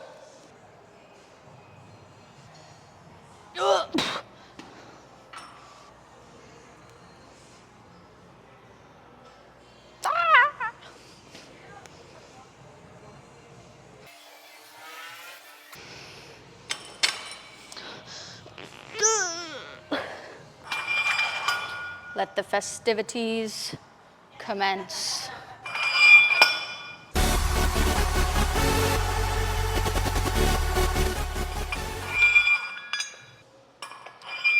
Can't she lift way more? Maybe it's just a light day for her or something. Thought she could bench way more than that. My mind is blank. Yet I am overwhelmed. Why is that?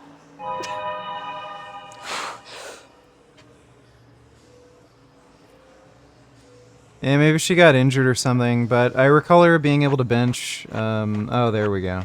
Yeah, she's just warming up. Okay, let's go. I should put a clip on. Today I'm working out like quite a good bit later than I'd usually work out, so. Do you think she deserved getting her car broken into because she isn't vegan yet? I'm pretty sure she got the pig in hopes of getting sympathy from vegans criticizing her eating meat. She needs to fucking go vegan already. I fear for that pig. Yes, poor pig.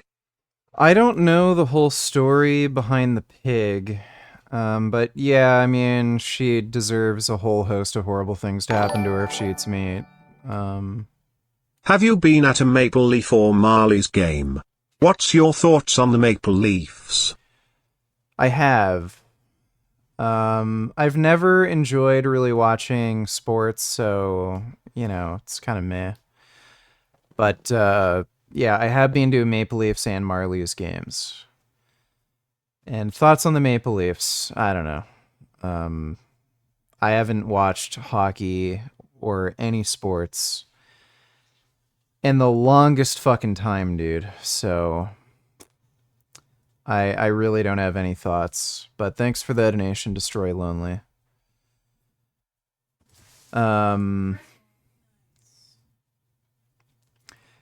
Yeah, but I did a live stream talking about, you know, the pig, and she seems to be treating that pig really well and everything, but like I've seen her eat bacon on camera. It's really fucked and hypocritical. It kind of feels weird, but all I gotta do is better than last time. So we can do it.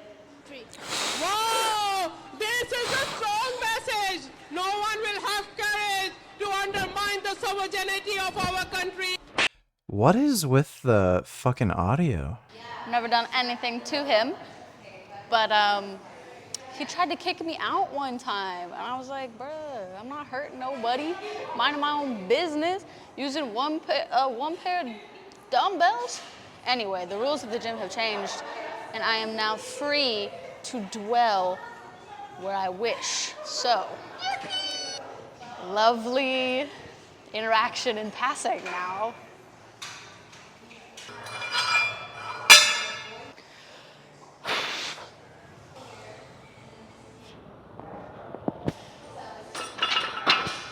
I'd give more context to the story, but speak of the devil, they are in the room with us currently, so maybe another time.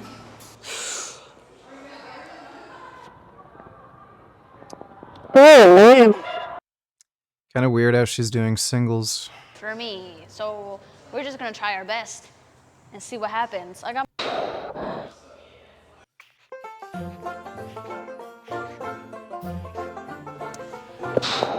Yeah, she's pretty strong for women. Most girls can't, you know, bench even, you know, one plate aside.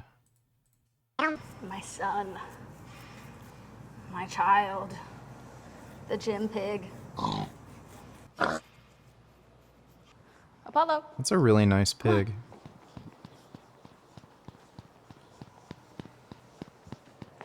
Apollo.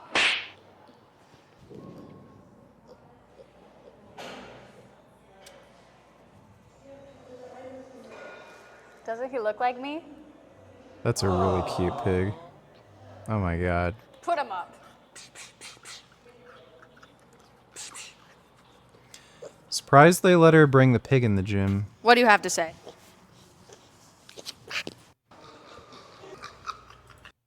The last thing I'm going to do today is a lovely lateral raise. Damn it.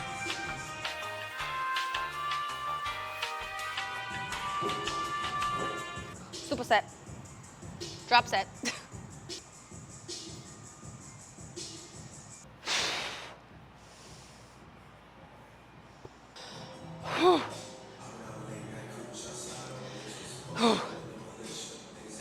Yowza. Ow. 3 sets.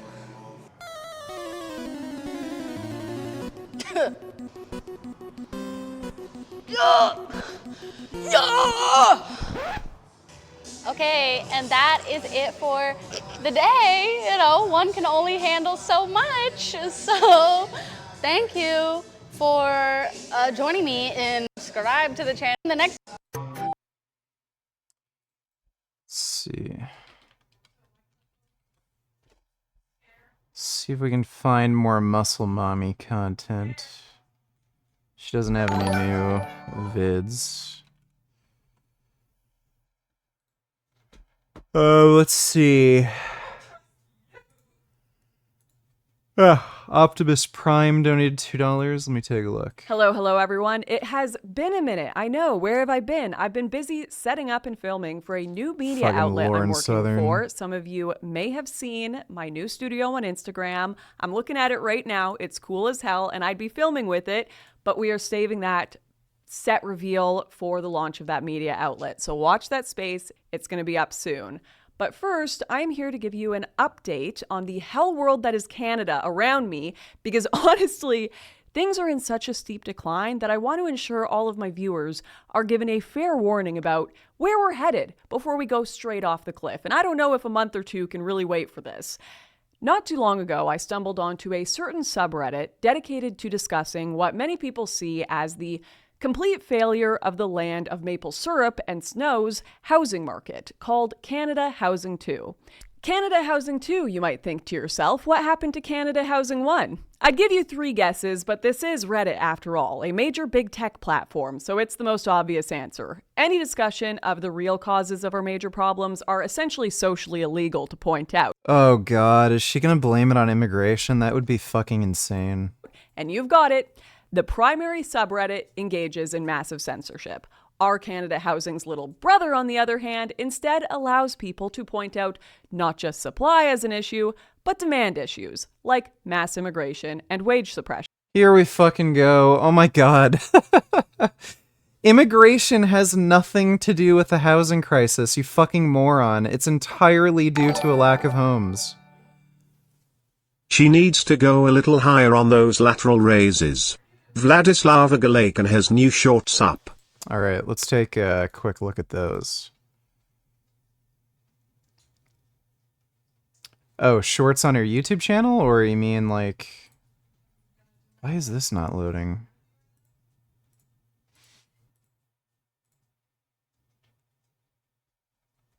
Yeah, she got some donuts. I really like her parrot. It's a really beautiful parrot. Gross. Today I will show you what Too loud. Alright. She's looking fucking jacked as fuck. Didn't mean to do that.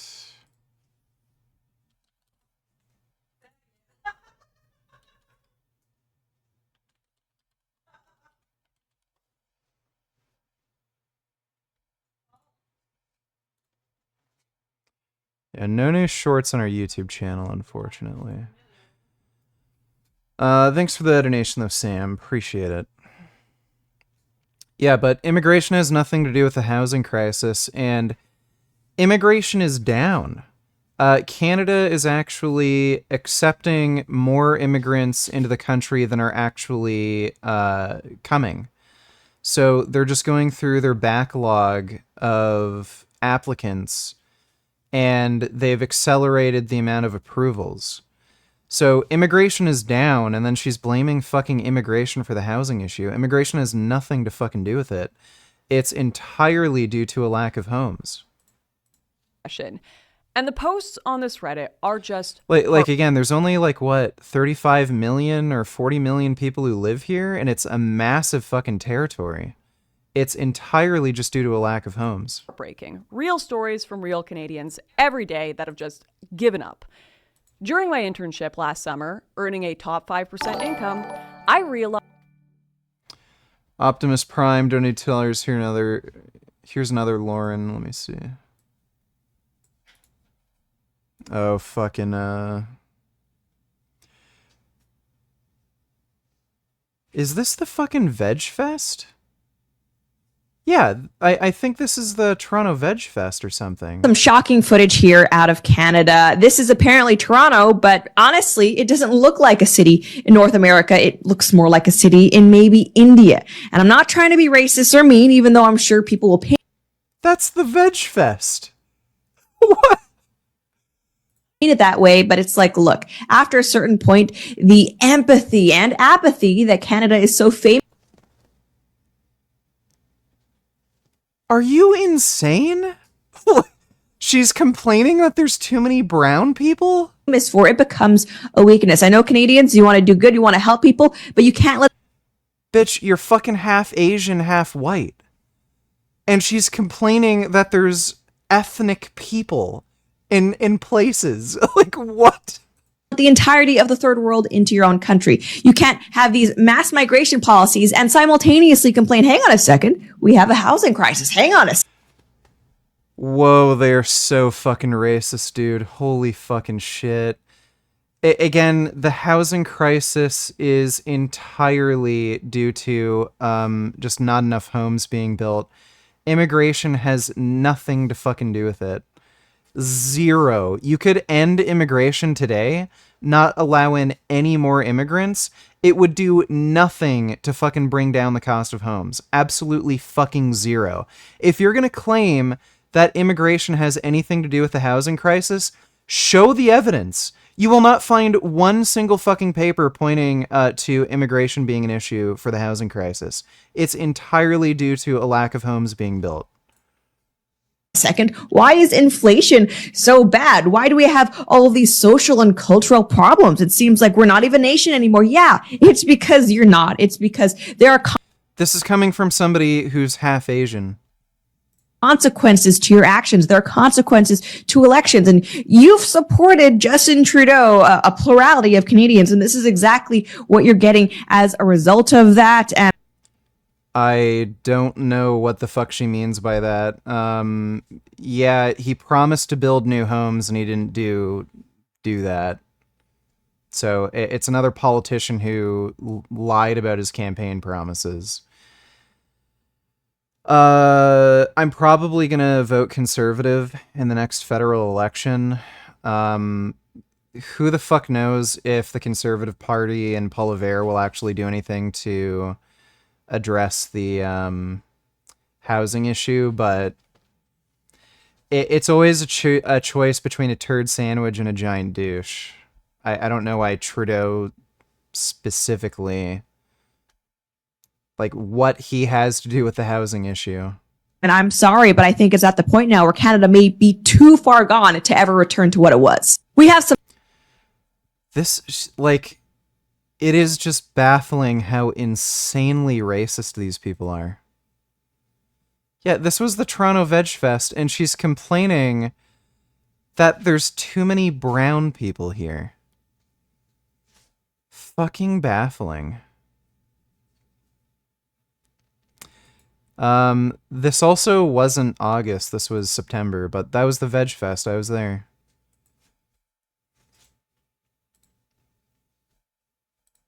Realized that no matter how hard I worked, how much I gave to the system, how many skills I learned, I would never be able to afford a home near where I grew up.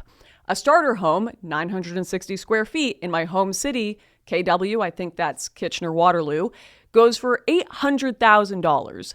At current interest rates, even if I put my $130,000 down, I would still be looking at a monthly mortgage payment of $4,900 and total expenses of $5,600 when factoring in property tax and utilities.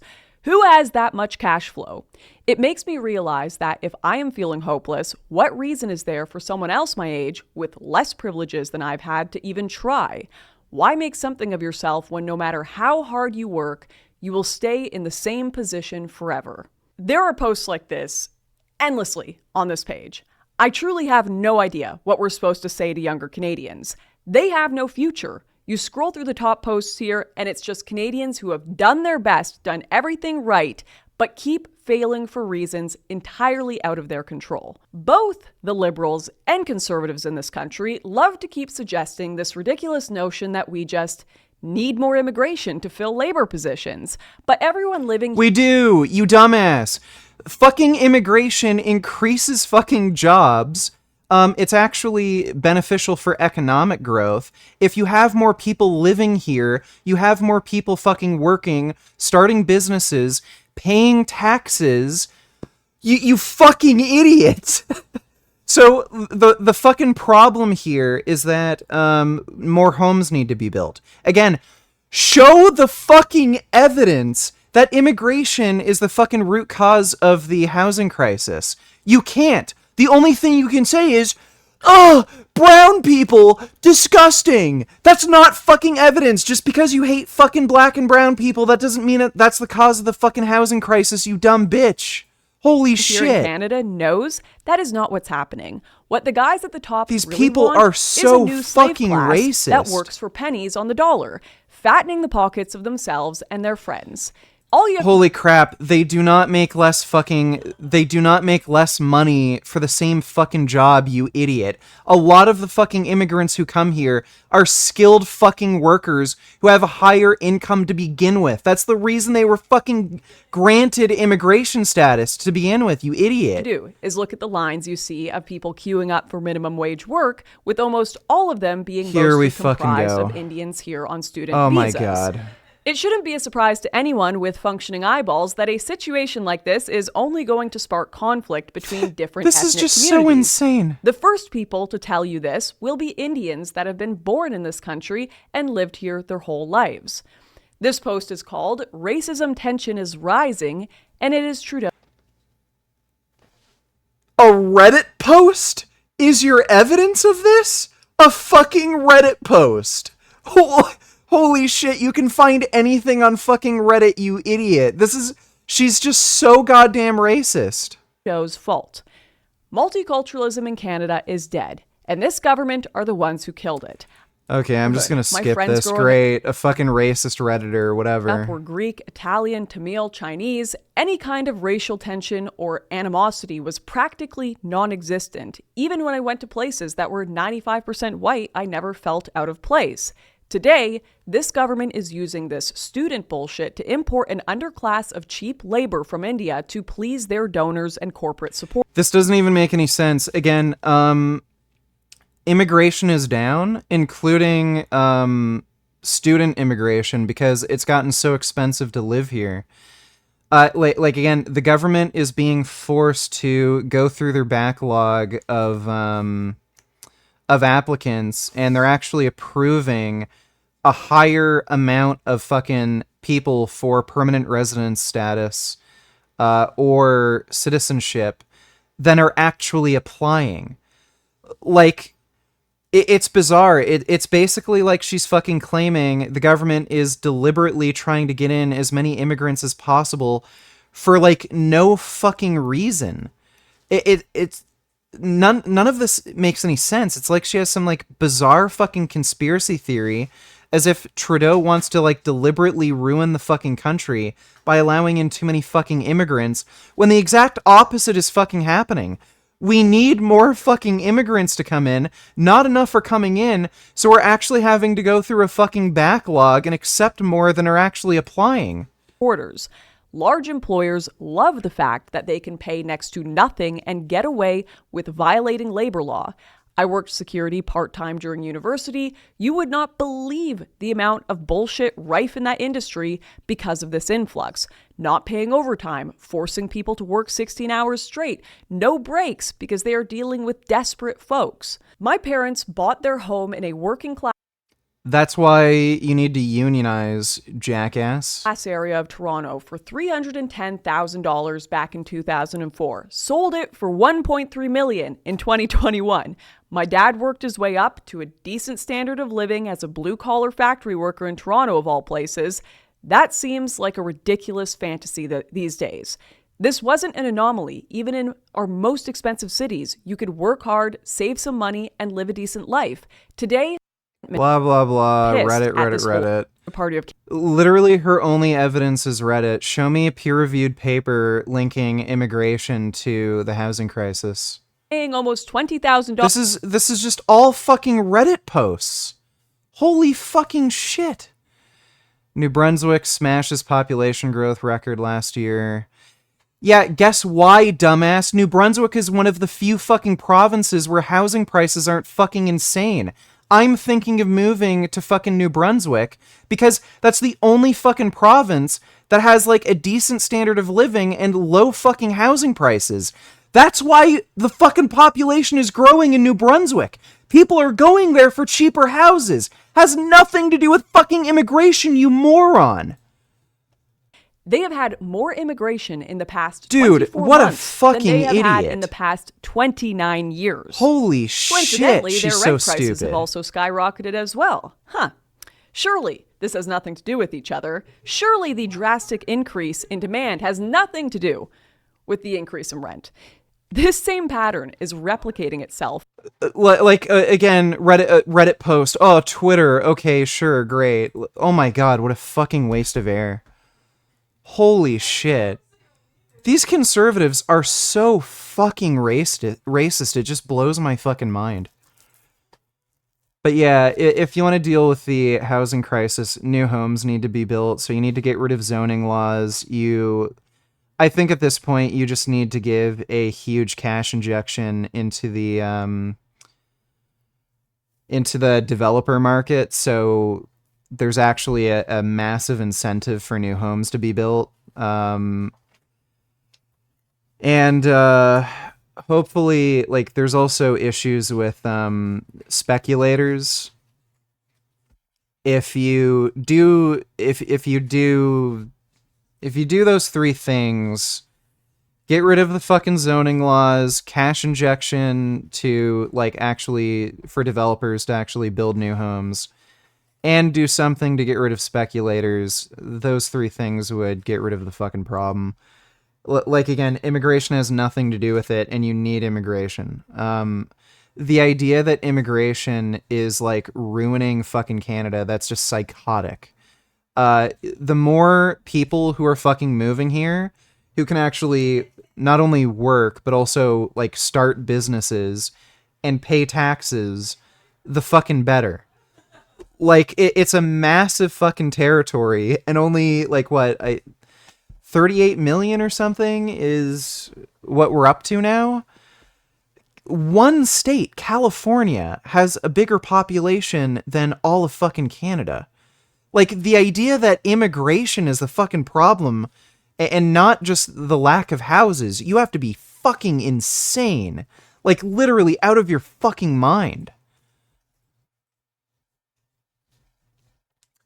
Anyway, I think it might be about time to play some video games.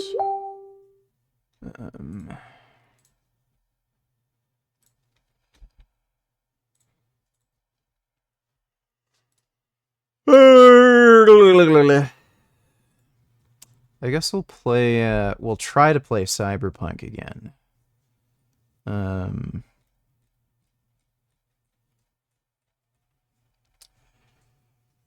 We're having an issue where the boss we were fighting just wouldn't fucking die. And yes, I'm gonna use a trainer. Fucking sue me.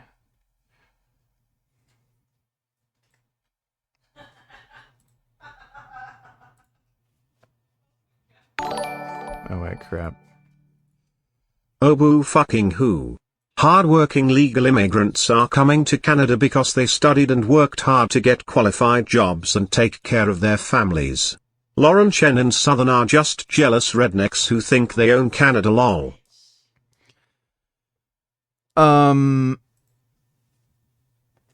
Is Lauren... Well, Lauren Southern's Canadian. Roaming Millennial, is she Canadian?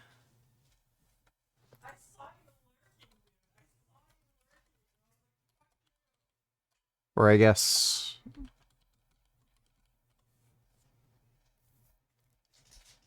Where is she from?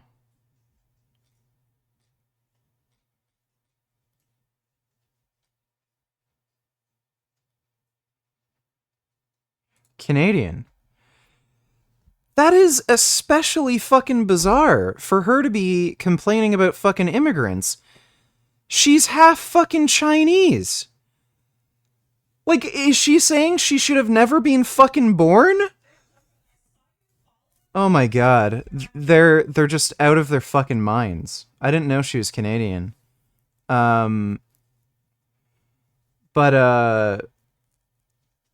Yeah, like, I don't know how they haven't gotten, like, some sort of wake-up fucking moment.